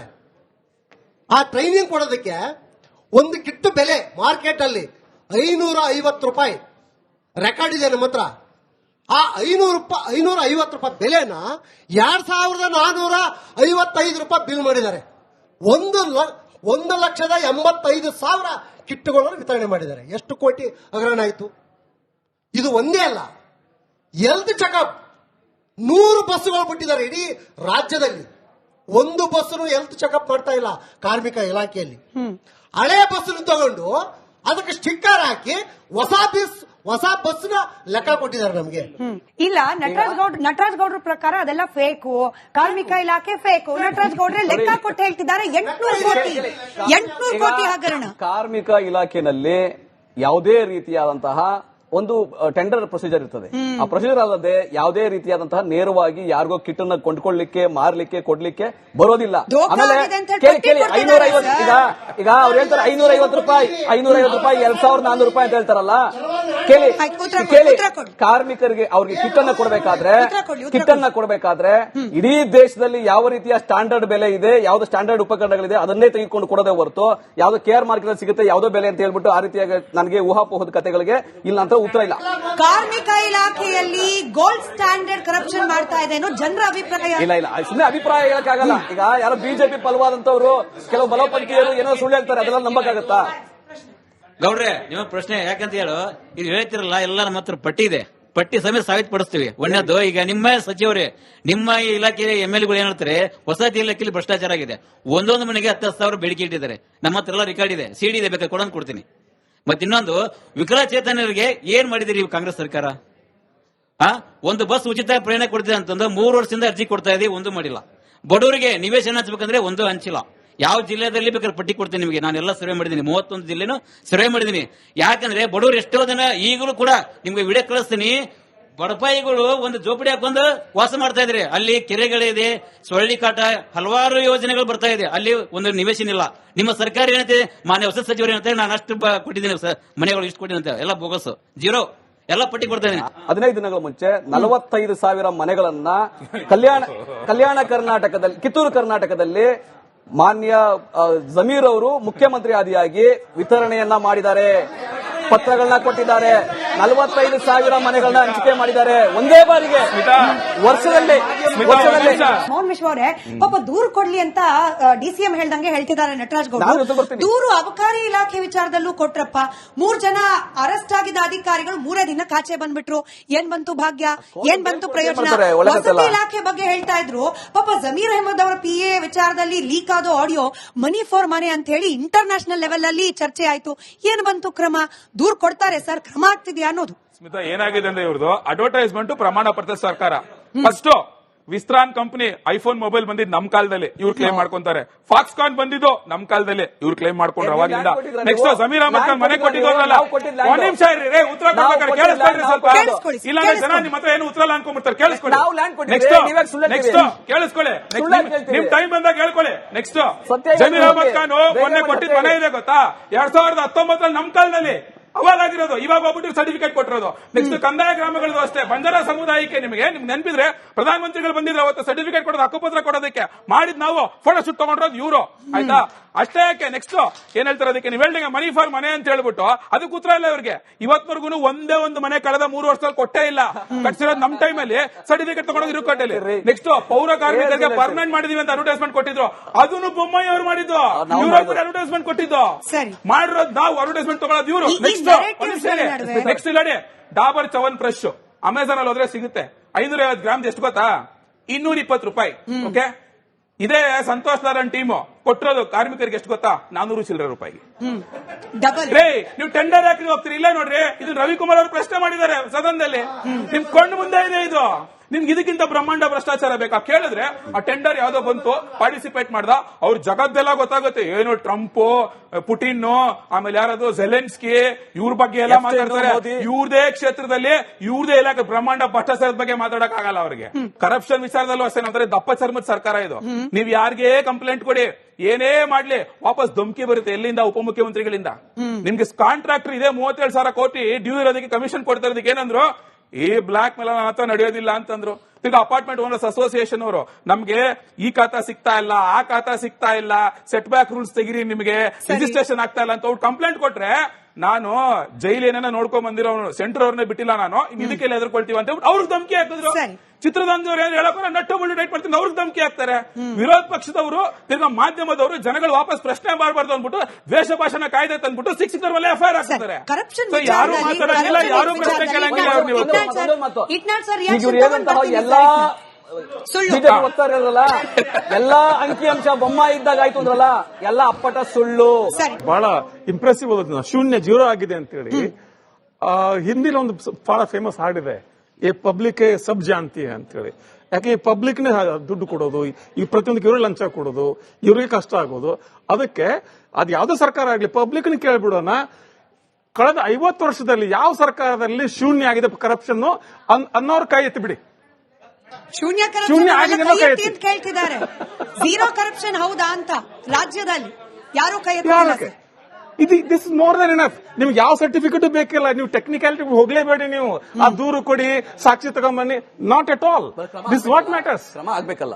This what matters sir. You are politician, you are not investigation officer. Correct, you are politician. This what matters. ಈ ಒಂದು ಪರ್ಸೆಪ್ಷನ್ ಕೂಡ ಕ್ರಿಯೇಟ್ ಮಾಡಕ್ ಆಗಿಲ್ಲ ನಿಮ್ಗೆ. ಈ ಒಂದು ಪರ್ಸೆಪ್ಷನ್ ಕೂಡ ಕ್ರಿಯೇಟ್ ಮಾಡಕ್ಕಾಗಿಲ್ಲ. ಯಾಕಂದ್ರೆ ಭ್ರಷ್ಟಾಚಾರ ಇದೆ, ಅದು ಬಹಳ ಆಳವಾಗಿ ಬೇರೆಯವರು ಬಿಟ್ಟಿದೆ. ಅದನ್ನ ಎಸಿಬೇಕಂದ್ರೆ ಈ ದೇಶದ ಒಂದು ಪವಾಡ ನಡೀಬೇಕು. ಅದು ಬೇರೆ ದೂರದ ಮಾತು. ನ್ಯಾಷನಲ್ ಪಾರ್ಟೀಸ್, ಬಿಜೆಪಿ ಕಾಂಗ್ರೆಸ್ ಇವರಿಬ್ರು ಕಾಲ್ರೆ. ನಿನ್ ಪೀರಿಯಡ್ ಅಲ್ಲಿ ನೀನ್ ಮಾಡ್ಕೋ, ನನ್ನ ಪೀರಿಯಡ್ ಅಲ್ಲಿ ನಾನ್ ಮಾಡ್ಕೋತೀನಿ, ನಿನ್ ಬಗ್ಗೆ ನಾನ್ ಮಾತಾಡಲ್ಲ, ನನ್ನ ಬಗ್ಗೆ ನೀನ್ ಮಾತಾಡಬೇಡ ಅಂತ ಅಂಡರ್ಸ್ಟ್ಯಾಂಡಿಂಗ್. ಇದ್ರ ಮಾತಿನಲ್ಲಿ ಸಾರ್ವಜನಿಕರು ನಾವು ಸಾಯ್ತಾ ಇದೀವಿ. ಒಂದು ಎಕ್ಸಾಂಪಲ್, ಎಲ್ಲ ಕಲ್ರೆ ರೀ, ಒಂದು ಎಕ್ಸಾಂಪಲ್ ಹೇಳ್ತೀನಿ ಹೇಳಿ. ಒಬ್ಬ ಇವತ್ತು ದಿವಸ ಒಂದೇ ಒಂದು ಎಕ್ಸಾಂಪಲ್, ನಾನು government drivers federation president, toll state for all departments including undertaking. ಒಬ್ಬ ಅಧಿಕಾರಿ, ಸರ್ಕಾರದಲ್ಲಿ ಕೆಲಸ ಮಾಡತಕ್ಕಂಥ ಅಧಿಕಾರಿ 9:30 ಕಚೇರಿಗೆ ಬಂದ್ಮೇಲೆ 5:30 ಗಂಟೆವರೆಗೆ ಕಚೇರಿ ಇರಬೇಕಾದವನಿಗೆ ಸರ್ಕಾರಿ ವಾಹನ ಹಾಕಬೇಕು. ಅವನೇನ್ ಮಾಡ್ತಾನೆ, ಲಕ್ಷಗಟ್ಟಲೆ ಖರ್ಚು ಮಾಡಿಬಿಟ್ಟು ಒಬ್ಬೊಬ್ಬ ಅಧಿಕಾರಿಗೂ ಒಂದೊಂದು ಗಾಡಿ, 1,40,000 ಗಾಡಿಗಳಿದೆ. ಇದು ಬಿಟ್ಟು ಔಟ್ಸೋರ್ಸ್ ಇಂದ ಅಂದ್ರೆ ಹೈಯರ್ ಬೇಸಿಸ್ ಮೇಲೆ ಒಂದೊಂದು ವೆಹಿಕಲ್ ದಿನಕ್ಕೆ 2,000 ರೂಪಾಯಿ ಕೊಡ್ತಾ ಇದ್ದಾರೆ. ಎರಡಾಯ್ತು. ಮೂರನೇದು, ಸರ್ಕಾರಿ ಗಾಡಿನ ಅಫಿಷಿಯಲ್ ವರ್ಕ್ಗಿಂತ ಹೆಚ್ಚಾಗಿ ಅವ್ರ ಪರ್ಸನಲ್ ಯೂಸ್ಗೆ ಜಾಸ್ತಿ ಯೂಸ್ ಮಾಡ್ತಾ ಇದ್ದಾರೆ. 25% ಅಫಿಷಿಯಲ್ ಖರ್ಚಾದ್ರೆ 75% ಮಿಸ್ಯೂಸ್ ಆಗ್ತಾ ಇದೆ. No one officer is eligible to take the government vehicle to the respective place. They should come to the office at their own convenience like other employees. ಅಂತ ಏನ್ ಮಾಡ್ತಾರೆ, ಮನೆ ಹತ್ರ ಗಾಡಿ ಬರ್ತಾರೆ, ಕಚೇರಿಗೆ ಬರಲ್ಲ. ಇವತ್ತು ನೋಡಿ, ಇವತ್ತು ನಿಮಿಷ ದೇಶ ಹಾಳಾಗಬೇಕಾದ್ರೆ ಇಬ್ಬರೇ ಕಾರಣ. ನಂಬರ್ 1 ಅಧಿಕಾರಿಗಳು, ನಂಬರ್ 2 ರಾಜಕಾರಣಿಗಳು. ನಾವು ಆಕ್ಚುಲಿ ಸರ್ ಸಾರಿಗೆ ನೌಕರರದ ವಿಚಾರವನ್ನ ಪ್ರಸ್ತಾಪ ಮಾಡ್ತಾ ಇದ್ರು ನವೀನ್ ಅವರೇ. ಕೇವಲ ಸಾರಿಗೆ ಮಾತ್ರವಲ್ಲ, ಅವ್ರು ಪ್ರತಿಭಟನೆ ಮಾಡ್ತಿದ್ದಾರೆ. ನಾನು ನಮ್ಮ PCR ರಿಕ್ವೆಸ್ಟ್ ಮಾಡ್ಕೊಳ್ತೀನಿ, ಆರೋಗ್ಯ ಇಲಾಖೆ ಮೋಹನ್ ವಿಶ್ವ ಅವರು ಕೂಡ ಪ್ರಸ್ತಾಪ ಮಾಡ್ತಾ ಇದ್ರು.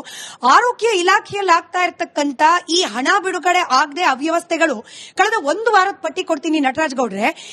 ಫಾರ್ ಎಕ್ಸಾಂಪಲ್ ನೋಡಿ, ಕಲ್ಯಾಣ ಕರ್ನಾಟಕ ಭಾಗದಲ್ಲಿ 9 ತಿಂಗಳಲ್ಲಿ 90 ಬಾಣಂತಿಯರು ಸಾವನ್ನಪ್ಪಿದ್ದಾರೆ. ಆರೋಗ್ಯ ಸಚಿವರು ಏನ್ ಮಾಡ್ತಿದ್ದಾರೆ? ಕೋಲಾರ, ಯಾದಗಿರಿಯಲ್ಲಿ ದುಡ್ಡು ಬಿಡುಗಡೆ ಆಗದೆ ಸ್ಕ್ಯಾನಿಂಗ್ ಸೆಂಟರ್ಗಳು ಬಂದ್ ಆಗಿದೆ, ವರ್ಕ್ ಮಾಡ್ತಿಲ್ಲ. ಖಾಸಗಿ ಸ್ಕ್ಯಾನಿಂಗ್ ಸೆಂಟರ್ ಹೊಡಬೇಕು ಬಡ ರೋಗಿಗಳು. ದಾವಣಗೆರೆ, ಚಿತ್ರದುರ್ಗ, ಶಿವಮೊಗ್ಗ, ಮೈಸೂರು, ಮಂಡ್ಯ ಜಿಲ್ಲಾಸ್ಪತ್ರೆ, ತಾಲೂಕು ಆಸ್ಪತ್ರೆಗಳಲ್ಲಿ ಜೀವರಕ್ಷಕ ಔಷಧಗಳು ಸಿಗ್ತಾ ಇಲ್ಲ. ನಟರಾಜ್ ಗೌಡ್ರೆ ಕೇಳಿಸ್ಕೊಳ್ಬೇಕು, 890 ಜೀವರಕ್ಷಕ ಔಷಧಗಳಿಗೆ ಅನುಮೋದನೆ ಸಿಕ್ಕಿದೆ, ಖರೀದಿ ಮಾಡ್ತಾ ಇಲ್ಲ. ಯಾಕೆ ರಾಜ್ಯ ಸರ್ಕಾರದ ಹತ್ರ ದುಡ್ಡಿಲ್ವಾ? ನಾನು ಪಟ್ಟಿನ ಓದ್ತಾ ಹೋದ್ರೆ ಸರ್ ಸಂಜೆ ತನಕ ಇದೆ. ಆಶಾ ಕಾರ್ಯಕರ್ತೆಯರು ಕೂಡ ಸಂಬಳ ಕೊಟ್ಟಿಲ್ಲ ಅಂತ ಹೇಳಿ ಬೀದಿಲ್ ನಿಂತ್ಕೊಂಡು ಹೋರಾಟ ಮಾಡ್ತಿದ್ದಾರೆ. ನವೀನ್ ಅವರೇ, ಇದು ಪರಿಸ್ಥಿತಿ. ವಿಜಯಪುರದಲ್ಲಿ ಹೋದ ತಿಂಗಳಲ್ಲಿ ನಮ್ಮ ಭೋಗೇಶ್ ಅಂತ ನಮ್ಮ ಅಧ್ಯಕ್ಷರು ವಿಜಯಪುರದಲ್ಲಿ ಅಲ್ಲೊಂದು ಪ್ರತಿಭಟನೆ ಮಾಡಿದ್ರು. ಒಂದು ಪ್ರತಿಭಟನೆ ಮಾಡಿದ್ದಕ್ಕೆ ರಾಜ್ಯ ಸರ್ಕಾರದವರು ಅಲ್ಲಿ ಒಂದು ಏನಂದ್ರೆ ಮಕ್ಕಳಿಗೆ ಒಂದು ವೈದ್ಯಕೀಯ ಒಂದು ಸರ್ಕಾರಿ ಒಂದು ಹಾಸ್ಪಿಟಲ್ ಮತ್ತೆ ಒಂದು ಕಾಲೇಜ್ ಬೇಕು ಅಂತ ಒಂದು ಮನವಿ ಮಾಡಿದ್ದಕ್ಕೆ ಅವ್ರನ್ನೇ ಅರೆಸ್ಟ್ ಮಾಡಿದ್ರು ಸ್ವಾಮೀಜಿ ಜೊತೆ. ಅಂತ ಸರ್ಕಾರ ಇವ್ರಿಗೆ ಅಭಿವೃದ್ಧಿ ಬೇಡ, ಆಡಳಿತ ಬೇಕು, ಕುರ್ಚಿ ಬೇಕು, ಅದರಲ್ಲೇ ಇವರು ಸೀಮಿತರಾಗಿದ್ದಾರೆ. ಯಾಕಂದ್ರೆ ಇವತ್ತು ಬಡವ್ರ ಮಕ್ಕಳನ್ನ ಬೆಳೆಯೋದಕ್ಕಂತೂ ಬಿಡ್ತಾ ಇಲ್ಲ. ಯಾಕಂದ್ರೆ ಅವನೇನಾದ್ರು ಓದ್ಬಿಟ್ರೆ ನಮ್ ಕಿವಿಯಲ್ಲಿ ಹಿಡಿತಾನೆ, ನಮ್ ಕುರ್ಚಿಗೆ ಇವನೇನಾದ್ರು ಕಳ್ಳಾಕ್ಬಿಡ್ತಾನೆ ಅಂತ ಇವರು ಕುರ್ಚಿಗೆ ಮುಳ್ಳಿಟ್ಬಿಟ್ಟಿದ್ದಾರೆ. ಬೇರೆ ಯಾರು ಕೂತ್ಕೊಳ್ಳೂಬಾರ್ದು, ಅದನ್ನ ಮುಟ್ಲೂಬಾರ್ದು ಅಂತ. ಬಡವ್ರ ಮಕ್ಕಳು ಬೆಳೆಯೋಕ್ ಬಿಡ್ತಿಲ್ಲ ಅಂತಿದ್ದೀರಾ, ಉಳಿತಾರ ಅನ್ನೋದು ನಮ್ ಪ್ರಶ್ನೆ. ನಟರಾಜ್ ಗೌಡ್ರೆ, ಬಡವ್ರ ಮಕ್ಕಳು ಹೋಗೋ ಆಸ್ಪತ್ರೆ, ಬಡ ಬಾಣಂತಿಯರು ಹೋಗೋ ಆಸ್ಪತ್ರೆ, ಬಡ ರೋಗಿಗಳು ಹೋಗೋ ಆಸ್ಪತ್ರೆ ಔಷಧಗಳು ಸಿಗ್ತಿಲ್ಲ.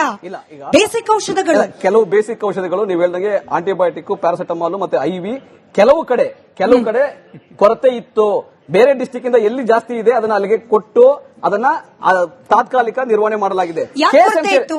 ಕೊರತೆ ಯಾಕಿತ್ತು? ಈಗ ಸಪ್ಲೈ ಆಗಬೇಕು, ಟೆಂಡರ್ ಪ್ರಕ್ರಿಯೆಗಳಿರ್ತವೆ, KSMCL ಮುಖಾಂತರ ಪರ್ಚೇಸ್ ಮಾಡ್ತಾರೆ. ಟೆಂಡರ್ ಆಗಬೇಕು, ಅವ್ರು ಪರ್ಚೇಸ್ ಮಾಡ್ತಾರೆ. ಕೆಲವು ಕಡೆ ಎಲ್ಲಿ ಕೊರತೆ ಆಗುತ್ತೆ, ಎಲ್ಲಿ ಕಡೆ ಸ್ಪೈಕ್ ಆಗುತ್ತೆ, ಪೇಷಂಟ್ಸ್ ಗಳು ಜಾಸ್ತಿ ಆಗ್ತಾರೆ, ಅಲ್ಲಿ ಇಮಿಡಿಯೇಟ್ ಆಗಿ ಮೆಡಿಸಿನ್ ಕಡಿಮೆ ಆಗುತ್ತೆ. ಅವರು ಮುಂದಾಲೋಚನೆ ಮಾಡಿಕೊಂಡು ಅಲ್ಲಿ ಡಿಲೇ ಏನಾಗ್ತಾ ಇಲ್ಲ, ಪರ್ಚೇಸ್ ಮಾಡ್ತಾರೆ. ಯಾಕಂದ್ರೆ ಅವಾಗ ಯಾವಾಗ ಇಂಟೆಂಟ್ ಬರುತ್ತೆ DHOಗಳಿಂದ THOಗಳಿಂದ, ಅಲ್ಲಿಂದ ಬಂದ ತಕ್ಷಣ ಅವ್ರು ಇಂಟೆಂಟ್ ಆಗ್ಬಿಟ್ಟು ಪರ್ಚೇಸ್ ಮಾಡ್ತಾರೆ ಕೆಲವು ಕಡೆ. ಆದರೆ ನೋಡಿ 176 ತಾಲೂಕುಗಳಲ್ಲಿ ನಾವು ಡಯಾಲಿಸಿಸ್ ಸೆಂಟರ್ ನಾವು ಬಂದ ತಕ್ಷಣ ಫಸ್ಟ್ ಮಾಡಿದ ಕೆಲಸ ಏನು, 176 ತಾಲೂಕಲ್ಲಿ ಡಯಾಲಿಸಿಸ್ ಸೆಂಟರ್ ಓಪನ್ ಮಾಡಿದ್ವಿ. ಒಂದು ದಿನ ಎಲ್ಲ ವರ್ಕ್ ಆಗ್ತಾ ಇದೆ. ವೈದ್ಯರಿದ್ದಾರೆ, ಸಿಬ್ಬಂದಿಗಳಿದ್ದಾರೆ, ಔಷಧಗಳಿದೆಯಾ? ಇದೆ, ಔಷಧಿಗಳಿದ್ದಾವೆ, ಸಿಬ್ಬಂದಿಗಳಿದ್ದಾರೆ. 176 ತಾಲೂಕಲ್ಲೂ ವರ್ಕ್ ಆಗ್ತಾ ಇದೆ. ಕೀಮೋಥೆರಪಿ ಉಚಿತವಾದ ಕೀಮೋಥೆರಪಿ ಫಸ್ಟ್ ಟೈಮ್, ಅದನ್ನು ಕೂಡ ಅದು ವರ್ಕ್ ಆಗ್ತಾ ಇದೆ. ಆಮೇಲೆ 1 ಕೋಟಿ ಕುಟುಂಬಗಳಿಗೆ ಮನೆಗೆ ಹೋಗಿ 1 ಕೋಟಿ ಕುಟುಂಬಗಳಿಗೆ ಮನೆಗೆ ಹಾಸ್ಪಿಟಲ್ ಡಾಕ್ಟ್ರೇ ಇಲ್ಲ, ಮೆಡಿಕಲ್ ಹುಡುಗರಿದ್ದಾರೆ, ಕಾಲೇಜ್ ಹುಡುಗರಿದ್ದಾರೆ, ಡಾಕ್ಟರ್ ಇಲ್ಲ, ಚೆಕ್ ಮಾಡಕ್ಕೆ ಡಾಕ್ಟರ್ ಇಲ್ಲ. ಕೈಯಲ್ಲಿ ಪೇಪರ್ ಇಟ್ಕೊಂಡು ತೋರಿಸ್ತಿದ್ದಾರೆ ನಟರಾಜ್ ಗೌಡ್ರೆ, ಕೈಯಲ್ಲಿ ಪೇಪರ್ ಇಟ್ಕೊಂಡು ತೋರಿಸ್ತಿದ್ದಾರೆ. ನೀವು ಹೇಳ್ತಿರೋದು ಸುಳ್ಳು ಅಂತ. 2022ರಲ್ಲಿ ಅಡ್ಮಿಟ್ ಆಗಿದ್ದೀವಿ ಸರ್ KG ಜನರಲ್ ಹಾಸ್ಪಿಟಲ್. ನಮಗೆ ರಾಡ್ ಹಾಕೋದಕ್ಕೆ 7,000 ರೂಪಾಯಿ ಚಿಲ್ಲರೆ ಇದು ನಾವು ದುಡ್ಡು ಕಟ್ಟಿದ್ದೀವಿ. ಇದರಲ್ಲಿ 10% ಬಡ್ಡಿ ತಗೊಂಡು ನಾನು ದುಡ್ಡು ಕಟ್ಟಿದ್ದೀನಿ. 10% ದುಡ್ಡು ಇವತ್ತು 3 ವರ್ಷ ಆಗಿದೆ, ಇವತ್ತರೆಗೂ ದುಡ್ಡು ಬಂದ ಹೋಗಿ ಡೈಲಿ ಕೇಳಿದ್ರೆ KG ಜನರಲ್ ಹಾಸ್ಪಿಟಲ್ ಏನ್ ಹೇಳ್ತಾರೆ, ಇವರು ಸರ್ಕಾರದವರು ಕಳ್ಸಿದ್ವಿ. ಆಮೇಲೆ ಮೊನ್ನೆ ನಾನು ಸಿಕ್ಕಾಪಟ್ಟೆ ಗಲಾಟೆ ಮಾಡಿದ್ಮೇಲೆ ಅವಾಗ ಎತ್ತುತ್ತಾ ಇದ್ದಾರೆ ಫೈಲ್. 285 ಜನಕ್ಕೆ ಇವತ್ತು ದುಡ್ಡು ಬರಬೇಕು ಅಂತ ನಾನು ಗಲಾಟೆ ಮಾಡಿದೆ. ಯಾವಾಗ ಫೈಟ್ ಮಾಡೋದು ಅವಾಗ ಇದೆಲ್ಲ ರೆಕಾರ್ಡ್ಸ್ ಎಲ್ಲ ತಗೊಂಡ್ಬಂದು ಬಿಟ್ ಮಾಡಿದ್ದಾರೆ. ಆಯ್ತು, ಅಲ್ಲಿಗೆ KC ಜನರಲ್ ಒಂದೇ ಆಸ್ಪತ್ರೆಯಲ್ಲಿ 200ಕ್ಕೂ ಹೆಚ್ಚು ಅಂತ ಹೇಳಿ ಹೇಳ್ತಾ ಇದ್ದಾರೆ ನಟರಾಜ್ ಗೌಡ್ರೆ. ನೀವ್ ಹೇಳ್ತಿದ್ದೀರಿ ಆರೋಗ್ಯ ಇಲಾಖೆಯಲ್ಲಿ ತೊಂದರೆನೇ ಇಲ್ಲ ಅಂತ. ಈಗ 2022ರಲ್ಲಿ ಪಾಪ ಅವರ ಹಾಸ್ಪಿಟಲ್ ಅಡ್ಮಿಟ್ ಆಗಿದ್ರು.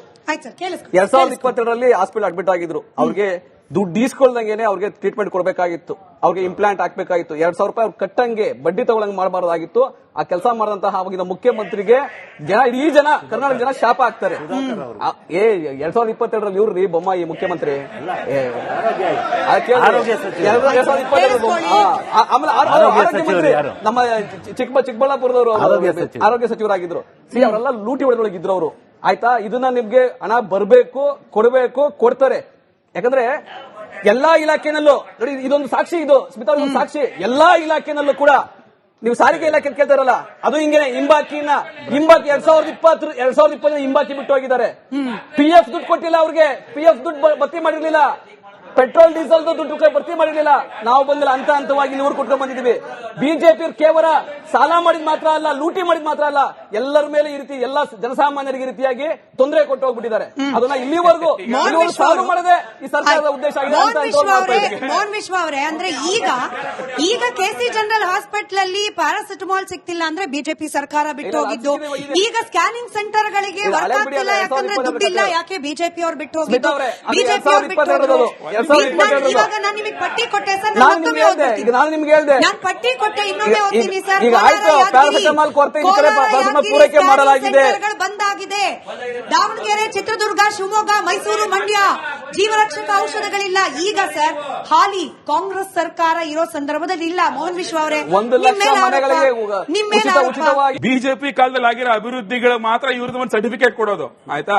ಬೇರೆ ಎಲ್ಲೂ ಕಾಸಿಲ್ಲ ಅಂತಂದ್ರೆ ಬಿಜೆಪಿ ಕಾಲದಲ್ಲಿ ಇದ್ದಿದ್ದು ಅಂತ ಹೇಳೋದು. 2022 ಟ್ರೀಟ್ಮೆಂಟ್ ತಗೊಂಡಿದ್ದಾರೆ ಅಂತ ಹೇಳಿದ್ರು. ಆಯ್ತಪ್ಪ, ನಾವು 3-4 ತಿಂಗಳಿದ್ವಿ ಅವ್ರ ಅಧಿಕಾರಕ್ಕೆ ಬಂದ್ಮೇಲೆ, ಆಯ್ತಲ್ಲ, 3-4 ತಿಂಗಳಲ್ಲಿ ನಾವು ಕೊಟ್ಟಿಲ್ಲ ಅಂತಾನೆ ಅನ್ಕೊಳ್ಳೋಣ, ಲೇಟ್ ಆಗಿರ್ಬೋದು. ಇವ್ರು ಬಂದು 3 ವರ್ಷ ಆಯ್ತಲ್ಲ, ಯಾಕೆ ಕಲಿಸ್ತಾ ಇದ್ದೀರಾ ಅವ್ರನ್ನ ಪಾಪ? ಹಾಗಾದ್ರೆ 3 ವರ್ಷದಿಂದ ಕಾಸಿಲ್ವ ನಿಮ್ಮ ಹತ್ರ? ಹಾಗಾದ್ರೆ 2,000 ಜನಕ್ಕೆ ಕಾಸು ಕೊಡೋದಕ್ಕಲ್ಲ ಅವ್ರು ಹಾಕ್ಸ್ಕೊಂಡ್ರ ರಾಡಿಗೆ 3 ವರ್ಷ ಬೇಕಾ ನಿಮ್ಗೆ? 3 ವರ್ಷ ಬೇಕಾ ನಿಮ್ಗೆ ಪಾಪ? ಇದಕ್ಕೆ ಬೇಕಾ? ತಿರ್ಗಾ ನೀವು 25 ಪಟ್ಟಿ ಕೊಟ್ರಿ, 25 ಪಟ್ಟಿಲಿ ಒಂದು ಕೂತ್ರ ಇಲ್ಲ ಅವ್ರ ಹತ್ರ, ಇನ್ನೊಂದು ಹಿಡ್ಕೊಂಡ್ಬಿಟ್ರು.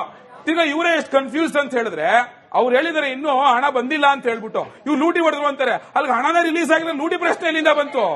ಸರ್ ನಟರಾಜ್ ಗೌಡ್ರೆ, ಇವರು ಹೇಳಿದ ಆರೋಗ್ಯ ಇಲಾಖೆಯಲ್ಲಿ ಯಾವುದೇ ತರ ಸಮಸ್ಯೆ, ಎಲ್ಲಾ ತರದ ವೈದ್ಯಕೀಯ ಚಿಕಿತ್ಸೆ ಸಿಗ್ತಾ ಇದೆ ಅಂತ ಹೇಳ್ಬಿಟ್ಟು ಇವತ್ತು ಪೇಪರ್ ಹೆಡ್ಲೈನ್ಸ್ ಅಲ್ಲಿ ಇದೆ. ಕಾರ್ಮಿಕ ಇಲಾಖೆಯಿಂದ ಹಣ ಬಿಡುಗಡೆ ಆಗ್ತಾ ಇರೋದಕ್ಕೆ ESA ಅಲ್ಲಿ ಚಿಕಿತ್ಸೆ ಇಲ್ಲದೆ ಕಾರ್ಮಿಕರನ್ನ ಹಿಂದೆ ಕಳಿಸ್ತಾ ಇದ್ದಾರೆ ಅಂತ. ಇದು ಯಾರ್ದು ಸ್ವಾಮಿ ಇದು ಕೊಡುಗೆ? ಇದು ಯಾರ ಕೊಡುಗೆ? ನಿಮಗೆ ಕೊಡುಗೆನಾ ಇಲ್ಲ ಅವ್ರ ಕೊಡುಗೆನಾ? ಯಾರ ಕೊಡುಗೆ? ಇಲ್ಲ, ಕರೆಕ್ಟ್. ಅದು ESI ಅನ್ನೋದು ಕೇಂದ್ರ ಸರ್ಕಾರದಲ್ಲಿ ಬಂದ್ರು ಕೂಡ ಯಾವುದೇ ರೀತಿಯಾಗಿ ರಾಜ್ಯ ಮತ್ತು ಕೇಂದ್ರ ಸರ್ಕಾರದಲ್ಲೇ ಹೊಣೆಗಾರಿಕೆ ಆದ್ರೂ ಕೂಡ ಯಾವುದೇ ಆಸ್ಪತ್ರೆಗಳಲ್ಲಿ ಯಾವುದೇ ಪೇಷಂಟ್ ಅನ್ನ ಹಿಂದಕ್ಕೆ ಕಳಿಸೋದಿಲ್ಲ, ಇದು ಸ್ಪಷ್ಟ. ಅದಕ್ಕೆ ಇನ್ನೂ ಅನುಕೂಲ ಆಗ್ಲಿ ಅಂತ ಹೇಳಿ ಮೊನ್ನೆ ಒಂದು ಜೀವ ಮಾಡಿ ಬೆಂಗಳೂರಿನ ಅತಿ ದೊಡ್ಡ ಪ್ರೈವೇಟ್ ಆಸ್ಪತ್ರೆಗಳು ಕೂಡ ಫ್ರೀ ಆಗಿ ಟ್ರೀಟ್ಮೆಂಟ್ ಅನ್ನ ಕೊಡಬೇಕು ಅಂತ ನೇರವಾಗಿ ಜೀವ ಕೂಡ ಆಗಿದೆ 4 ದಿನ ಮುಂಚೆ. ಇವರು ನೀವು ಹೇಳ್ತೀರಾ ನಿಮ್ದು GST ಅವ್ರಿಗೆ ಬಿಡುಗಡೆ ಮಾಡಿಲ್ಲ ಇನ್ನ, ಅವ್ರು ಹೇಳ್ತಾರೆ ಇವ್ರದ್ದು ಕಾಪಿ ಪೇಸ್ಟ್ ಮಾಡಿ ಅವ್ರು ಕೊಡ್ತಾ ಇದಾರೆ ಅಂತ ಇವ್ರು ಹೇಳ್ತಾರೆ. ನೀವೆಲ್ಲರೂ ಏನ್ ಮಾಡ್ತೀರಾ ಅಂದ್ರೆ ಜನಗಳಿಗೆ ನಾನು ಚಾಪೆ ಕೆಳಗಡೆ ತಗೋತೀನಿ, ನೀನು ರಂಗೋಲೆ ಕೆಳಗಡೆ ತಗೋ ಅಂತ ಹೇಳ್ತೀರಾ ಅಲ್ವಾ?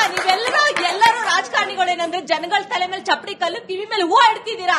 ಅದು ನಿಜವಾಗ್ಲೂ ಜನಗಳು ಮುಟ್ಟಾಳ್ರಲ್ಲ. ಜನಗಳಿಗೆ ಈಗ ಬುದ್ಧಿ ಬಂದಿದೆ. ಈ ನೇಪಾಳದಲ್ಲಿ ಹೆಂಗಾಯ್ತು ಹಂಗೆ ಇಲ್ಲಿ ಬೈಸ್ಬೇಡಿ ಮೇಡಮ್, ಹಂಗ್ ಬೈಸ್ಬೇಡಿ. ಬಟ್ ಜನರ ಆಕ್ರೋಶ ಇದೆ ನಮ್ಗೆ. ಅಷ್ಟು ಬೇಜಾರಾಗಿದೆ ಮೇಡಮ್. ಇವ್ರ ಮೇಲೆ ಅವ್ರು ಹೇಳ್ತಾರೆ, ಅವ್ರ ಮೇಲೆ ಇವ್ರು ಹೇಳ್ತಾರೆ, ಇವ್ರ ಮೇಲೆ ಅವ್ರು ಹೇಳ್ತಾರೆ. ಇವರೆಲ್ಲರೂ ಸೇರ್ಕೊಂಡು ಏನ್ ಮಾಡ್ತಾರೆ, ನಾವು ತಿಂದದ್ದನ್ನೇ ತಿಂತೀವಿ, ಹೊರ್ಸ್ಕೊಂಡಿದ್ದೆ ಹೊರ್ಸ್ಕೋತೀವಿ ಅಂತ ಜನಗಳಿಗೆ ಹೇಳ್ತಾರೆ. ಪ್ರೇಕ್ಷಕರ ಜೊತೆಯಲ್ಲಿ ನಾವು ನೋಡಿದ್ವಲ್ಲ, ಭ್ರಷ್ಟಾಚಾರ ಅಂದ್ರೆ ಎಷ್ಟು ಆಕ್ರೋಶ ಬರ್ತದೆ ಜನರ ಹತ್ರ. ಅಂದ್ರೆ ಯಾಕೆ ಆಕ್ರೋಶ ಬರ್ತದೆ? ಅವ್ರು ಅಸಹಾಯಕರಾಗಿದ್ದಾರೆ. ಭ್ರಷ್ಟಾಚಾರ ಇದೆ ಗೊತ್ತು ಅವ್ರಿಗೆ. ನೀವು ರಾಜಕಾರಣಕ್ಕೆ ಬನ್ನಿ ಅಂತ ಹೇಳೋದು ಈಸಿ. ಈಗ ಭ್ರಷ್ಟಾಚಾರ ಶೂನ್ಯ ಅಂತ ಹೇಳಿದ್ರಲ್ಲ, ಭ್ರಷ್ಟಾಚಾರ ಶೂನ್ಯ ಇದ್ರೆ ಒಬ್ಬ MLA ಎಲೆಕ್ಷನ್ಗೆ ಅಷ್ಟು ದುಡ್ಡು ಯಾಕೆ ಖರ್ಚು ಮಾಡ್ತಾನೆ? 20-30 ಕೋಟಿ ಎಲ್ಲಿಂದ ತಂದು ಖರ್ಚು ಮಾಡ್ತಾನೆ? ನೀವು ಕ್ರಿಮಿನಲ್ಗಳಿಗೆ, ರಿಯಲ್ ಎಸ್ಟೇಟ್ ಟಿಕೆಟ್ ಯಾಕೆ ಕೊಡ್ತೀರಿ? ಅಂತದ್ರಲ್ಲಿ ಅವ್ರಿಗೆ ಬಾ ಅಂತ ಹೇಳ್ತೀರಿ ಪಾಪ. This is nonsense. First you clean up your house. ಎಲ್ಲ ರಾಜಕೀಯ ಪಕ್ಷ ಮೊದಲು ನಿಮ್ಮ ಮನೆಗಳನ್ನ ಸ್ವಚ್ಛಗೊಳಿಸ್ಕೊಳ್ಳಿ, ಆಮೇಲೆ ಜನರ ಬಗ್ಗೆ ಮಾತಾಡಿ. ನೀವು ಮಾತಾಡ್ತಾ ನೀವು ಎಲೆಕ್ಷನ್ ನಿಂತ್ಕೊಳ್ಳಿ, ಏನಂದ್ರೆ ಆಮೇಲೆ ಈ ಎಕಾನಮಿ ಬಗ್ಗೆ ಮಾತಾಡ್ತಿದ್ವಲ್ಲ ನಾವು, ಈ ಗ್ಯಾರಂಟಿ ಇತ್ಯಾದಿ ಮತ್ತೊಂದೆಲ್ಲ ಯೋಜನೆಗಳನ್ನ. ಒಂದು ಎಕಾನಮಿ ರೋಗಗ್ರಸ್ತ ಆಗಿದೆ ಅಂದ್ರೆ ಅದಕ್ಕೆ ಲಕ್ಷಣ, ಪ್ರತಿಯೊಂದು ರೋಗಕ್ಕೆ ರೋಗ ಲಕ್ಷಣ ಇರ್ತವೆ. ಆ ರೋಗ ಲಕ್ಷಣ ಏನು? ನಿಮ್ಮ ಬಜೆಟ್ ಅಲ್ಲಿ ಪ್ಲಾನ್ ಎಕ್ಸ್ಪೆನ್ಸ್, ನಾನ್ ಪ್ಲಾನ್ ಎಕ್ಸ್ಪೆನ್ಸ್ ಅಂತ ಇರ್ತದೆ. ಈ ಸಂಬಳಗಳು ನಾನ್ ಪ್ಲಾನ್ ಎಕ್ಸ್ಪೆನ್ಸ್. ಈ ಸಂಬಳಗಳನ್ನ ಕೂಡ ನೀವು ಕೊಡಕ್ ಆಗ್ತಾ ಇಲ್ಲ.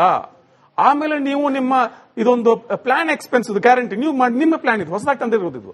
ಈ ಗ್ಯಾರಂಟಿ ಸ್ಕೀಮ್ಗಳಿಗೆ ಹಣ ಹೊಂದಿಸೋದಕ್ಕೆ ಹೆಚ್ಚುವರಿ ತೆರಿಗೆ ಹಾಕಿ ಜನರ ಕೈಗೆ ನೀವು ಉದ್ಯೋಗ ಕೊಡದೆ ಹೋದ್ರೆ 2,000-3,000 ಕೊಡೋದಲ್ಲ. That is not at all welfare. Actually welfare is comprehensive economic development. ಆ ಕಾಂಪ್ರಿಹೆನ್ಸಿವ್ ಎಕನಾಮಿಕ್ ಡೆವಲಪ್ಮೆಂಟ್ 7 ಲಕ್ಷ ಕೋಟಿ 6 ಲಕ್ಷ ಕೋಟಿ, that is immaterial. Half of them are MOUs. Nothing. It means nothing on the ground. ಜನಕ್ಕೆ ನೀವು ನಿಜವಾಗ್ಲೂ ಕೆಲಸ ಮಾಡಿದ್ರೆ ಜನಕ್ಕೆ ಅನಿಸುತ್ತೆ. ಅದು ನಾನು ಹೇಳಬೇಕಾಗಿಲ್ಲ ಮೈಕಲ್ ಕಿಂತ್ಕೊಂಡು ನಾವು ಕೆಲಸ ಮಾಡಿದೆ ಅಂತ. ಜನಕ್ಕೆ ಉದ್ಯೋಗ ಕೊಟ್ರೆ ಉದ್ಯೋಗ ಅವ್ರು ಮಾಡ್ತಿರ್ತಾರೆ. So that we have failed. ಈಗ ಅನೇಕ GST ಬಗ್ಗೆ ಮಾತಾಡಿದ್ವಲ್ಲ, ರೆವಿನ್ಯೂ ಡೆಫಿಸಿಟ್ ಮತ್ತು GST ಏನು ಗ್ಯಾಪ್ ಇತ್ತಲ್ಲ, ಅದು ಸ್ವಲ್ಪ ತಾಳೆ ಹೊಂದುತ್ತೆ. ಆದ್ರೆ ಈಗ ಏನಾಗಿದೆ, ಈಗ ಈ ಸರ್ತಿ GST ಶೇರ್ ಅನ್ನ ಜಾಸ್ತಿ ಮಾಡಿದ್ದಾರೆ. ಡೆವಲ್ಯೂಷನ್, ವರ್ಟಿಕಲ್ ಡೆವಲ್ಯೂಷನ್ ಅನ್ನ ಜಾಸ್ತಿ ಮಾಡಿದ್ದಾರೆ. ಅದರೊಟ್ಟಿಗೆ ಇನ್ನೊಂದು ಏನಾಗಿದೆ, GST ರ್ಯಾಷನಲೈಸ್ ಆಗಿ GST ರೇಟ್ಗಳೇ ಕಡಿಮೆ ಆಗಿದೆ. ಈಗ ಮತ್ತೆ ನಮಗೆ ಕಡಿಮೆ ಅನ್ನ ಬಂದ್ರೆ, ನಿಮ್ಮ ಒಬ್ಬ ಆರ್ಥಿಕ ತಜ್ಞನಾಗಿ ಸಿದ್ದರಾಮಯ್ಯ ಅವರಿಗೆ ನನ್ನ ಮಿತಿಗಳೇನು, ನನ್ನ ಸಂಸಾರ ನಡೆಸೋದಕ್ಕೆ ನನ್ನ ಮಿತಿಗಳೇನು ಗೊತ್ತಿದಾವ ಆ ಮಿತಿಗಳ ಒಳಗಡೆ ಅವನು ಕೆಲಸ ಮಾಡ್ಬೇಕಾ? ಸಾಲ ತಗೊಳ್ಳೋದಕ್ಕೆ ಒಂದು ಮಿತಿ ಇರ್ತದೆ, ಹೇಳಿದ್ರೆ 25%. ಆ ಸಾಲವನ್ನು ಕೊಡೋರು ಯಾಕೆ ಕೊಡ್ತಾರೆ ಸಾಲವನ್ನ? You have to show certain performance. ಅದು ಆಗಿದೆಯಾ? ಇಲ್ಲದೆ ಹೋದ್ರೆ ಈಗಲೇ ಕೂಡ ಈ ಬಜೆಟ್ ಅಲ್ಲೇ ಶ್ವೇತ ಪತ್ರಕ್ಕೆ ಕೊಡಿ ಅಂತ ಕೇಳಬೇಕಾಗ್ತದೆ. ಯಾಕಂದ್ರೆ 2-3 ವರ್ಷದ ಈ ಒಂದು ಅನುಭವ ಇದೆಯಲ್ಲ, development less politics, welfare politics. It's not welfare politics, it is just development less guarantee politics. ಇದನ್ನ ನೀವು ನಾಟ್ ಓನ್ಲಿ ಇನ್ ಕರ್ನಾಟಕ, ಇಡೀ ದೇಶದ ಅನೇಕ ರಾಜ್ಯಗಳಿಗೆ ಒಂದು ತಪ್ಪು ಪರಿಪಾಠನ ಕೊಟ್ಟುಬಿಟ್ರಿ. ಅದು ಬಿಹಾರದಲ್ಲಿ ಡೈರೆಕ್ಟ್ ಆಗಿ, ತಮಿಳುನಾಡು ಡೈರೆಕ್ಟ್ ಆಗಿ. ಇದು ನಿಲ್ಲೋದೆಲ್ಲಿ ಕೊನೆಗೆ? ನಾವು ಕೆಲಸ ಮಾಡ್ಬೇಕಾಗಿಲ್ಲ. ನಾಳೆ ಹಂಗಾರೆ ಬಿಜೆಪಿ ಬರ್ಬೇಕಾದ್ರೆ ಬಿಜೆಪಿ 2,000 ಹೇಳ್ತಾರೆ, ನಾನು 10,000 ಕೊಡ್ತೀನಿ ಹೇಳ್ತಾರೆ, ಮತ್ತೆ 20,000 ಕೊಡ್ತೀನಿ ಅಂತ ಹೇಳ್ತಾರೆ. ಮತ್ತೆ ಕೆಲಸ ಮಾಡೋರು ಯಾರು? ಆ 10,000 20,000 ಬರೋದೆಲ್ಲಿಂದ? Where is the productivity of the state? ಆ ಪ್ರೊಡಕ್ಟಿವಿಟಿ ಬಗ್ಗೆನೇ ಫೋಕಸ್ ಇಲ್ದೇನೆ ಕೇವಲ ಈ ತರದ so called welfare schemes will kill the economy. The symptoms, ಆ ರೋಗ ಲಕ್ಷಣ ಆಲ್ರೆಡಿ ವಿಸಿಬಲ್ ಇರೋದು. ಇಲ್ಲ ನಟರಾಜ್ ಗೌಡ್ರೆ, ನಿಮಗೆ ಸರ್ ವೆಲ್ಫೇರ್ ಪಾಲಿಟಿಕ್ಸ್ ಹೇಳ್ತಿದ್ರು. ಒಂದಷ್ಟು ಪಟ್ಟಿ ನಿಮಗೂ ಕೊಡ್ತೀನಿ ಸರ್ ಸಮಯ. ಒಂದಷ್ಟು ಪಟ್ಟಿ ಇದೆ ಸರ್. ಅಂದ್ರೆ ಸಮಾಜವಾದಿ ಸಿದ್ದರಾಮಯ್ಯ ಅಂತ ಕರೆಸ್ಕೊಳ್ಳೋರು ತಮ್ಮದೇ ವೋಟ್ ಬ್ಯಾಂಕ್ ಆಗಿರುವ ಅಹಿಂದ ಸಮುದಾಯಕ್ಕೆ ಅನ್ಯಾಯ ಮಾಡ್ತಿದ್ದಾರೆ ಅಂತ ಹೇಳಿ ಬಿಜೆಪಿಯವರ ಆರೋಪ. ನಾವು ಹೌದಾ ಅಂತ ಹೇಳಿ ಪಟ್ಟಿ ಮಾಡಿದಾಗ ಆ ಸಮಾಜವಾದ ಅನ್ನೋ ಹೆಡ್ಡರ್ ಅಲ್ಲಿ ಒಂದಷ್ಟು ಪಾಯಿಂಟ್ ಗಳನ್ನ ಸ್ಕ್ರೀನ್ ಮೇಲೆ ತಂದುಬಿಡಿ ನಟರಾಜ್ ಗೌಡ್ರ ಗಮನಕ್ಕೆ. ಅದಕ್ಕೆ ಮೋಹನ್ ವಿಶ್ವ ಅವರು ಕೂಡ ಉತ್ತರ ಕೊಡ್ಲಿ. ಅಂಬೇಡ್ಕರ್ ನಿಗಮ ಸರ್ 51% ಅನುದಾನ ಕತ್ತರಿ 155 ಕೋಟಿ ಇದ್ದಿದ್ದು ಈಗ 89.73 ಕೋಟಿಗೆ ಬಂದಿದೆಯಂತೆ. ತಾಂಡ ಅಭಿವೃದ್ಧಿ ನಿಗಮ, ನೀವು ಬೋರ್ಡ್ ಚೇರ್ಮನ್ ಕೂಡ ಇದ್ದೀರಿ ಸರ್, ಕರೆಕ್ಟ್ ಆಗಿ ಉತ್ತರ ಕೊಡಬಹುದು ಇದಕ್ಕೆ. ತಾಂಡ ಅಭಿವೃದ್ಧಿ ನಿಗಮ 50% ಅನುದಾನ ಕತ್ತರಿ 133.50 ಇದ್ದದ್ದು ಇದೀಗ 66.95 ಆದಿಜಾಂಬವ ಹಾಗೆ ಭೋವಿ 30% ಕಟ್ಟು, SC/ST ನಿಗಮ 39% ಕಟ್ಟು. ಇನ್ನು SC/ST TSP ಹಣ ಅಂತೂ ಗುಳುಂ ಮಾಡಿದ್ರಿ ಅನ್ನೋ ಆರೋಪ ಆಗಿಂದಾಗೆ. ಅಂದ್ರೆ ಇವರೆಲ್ಲರೂ ಕೂಡ ಈ ಸಮುದಾಯದ ಪ್ರತಿನಿಧಿಗಳು. ನಮ್ಮನ್ನು ಉದ್ಧಾರ ಮಾಡ್ಲಿಕ್ಕಿರೋ ಏಕಮೇವ ದ್ವಿತೀಯ ಪೊಲಿಟಿಷಿಯನ್ ಯಾರಾದ್ರೂ ಅಂದ್ರೆ ಸಿದ್ದರಾಮಯ್ಯನವರು ಅನ್ನೋ ರೀತಿಯಲ್ಲಿ ಪ್ರಚಾರಗಳಾಗತ್ತೆ, ಸಮಾವೇಶಗಳಾಗತ್ತೆ. ಇದೇ ನಿಗಮಗಳಿಗೆ ಅನುದಾನ ಕತ್ತರಿ ಹಾಕ್ಬಿಟ್ರೆ ಎಲ್ಲಿ ಹೋಗ್ತಿದೆ ದುಡ್ಡು ಸರ್? ಯಾಕೆ ಕೊಡಕ್ಕಾಗ್ತಿಲ್ಲ ದುಡ್ಡು? ಹೌದು, SCP TSP ಹಣವನ್ನ ಆ ಸಮುದಾಯದ ಏನು ಜನತೆಗೆ ಅನುಗುಣವಾಗಿ ತಗೊಂಬಂದಿದ್ದು ನಾವೇ. ಆ ಕಾನೂನು ತಗೊಂಬಂದವರು ನಾವೇ, ಕೇಂದ್ರ ಸರ್ಕಾರ ತಗೊಂಬಂದಿಲ್ಲ. ಆ ಸಮುದಾಯಕ್ಕೆ ಈ ಗ್ಯಾರಂಟಿ ವೆಲ್ಫೇರ್ ಅಲ್ಲೂ ಕೂಡ ಸಮುದಾಯಕ್ಕೆ ಅಷ್ಟೇ % ಜನಕ್ಕೆ ಸಮುದಾಯಕ್ಕೆ ಹೋಗ್ತದೆ. ಹಾಗಾಗಿ ಅದು ಎಲ್ಲೂ ಮಿಸ್ಯೂಸ್ ಇಲ್ಲ. ಕಾನೂನುಬದ್ಧವಾಗಿ ಅವ್ರ ಅನುಕೂಲ ಇದೆ.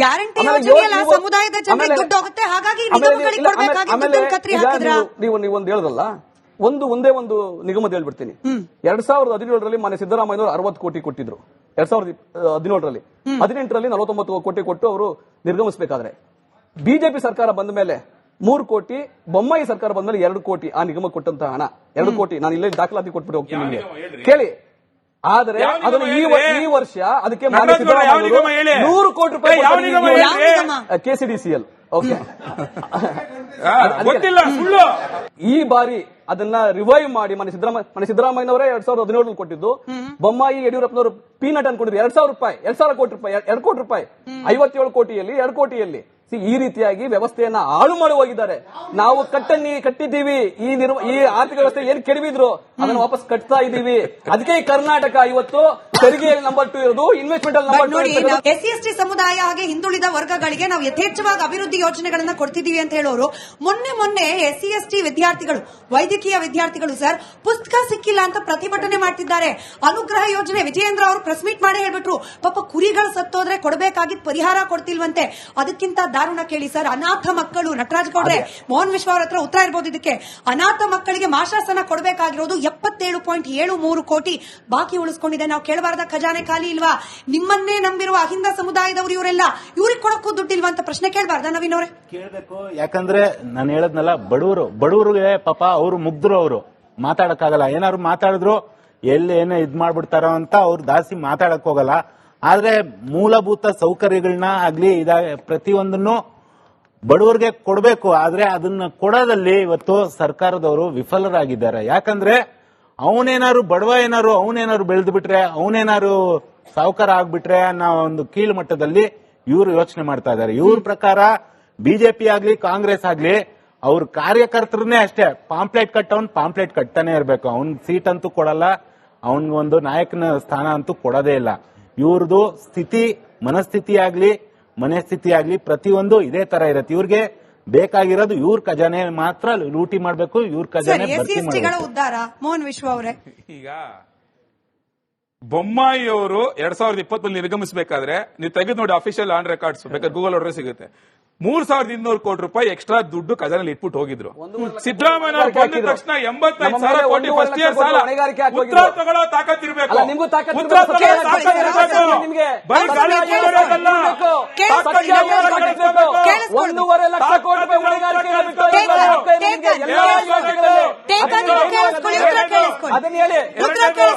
ಎರಡನೇದು ಈ ರಾಜ್ಯ ಬಿಟ್ಟೋಗಿದ್ದು ಟೊಯೋಟಾ ಸಂಸ್ಥೆ 24,000 ಕೋಟಿ ಇನ್ವೆಸ್ಟ್ಮೆಂಟ್ ಇವ್ರು ಬಂದ್ಮೇಲೆ ಎಲ್ಲಿಗೆ? ಮಹಾರಾಷ್ಟ್ರಗೆ.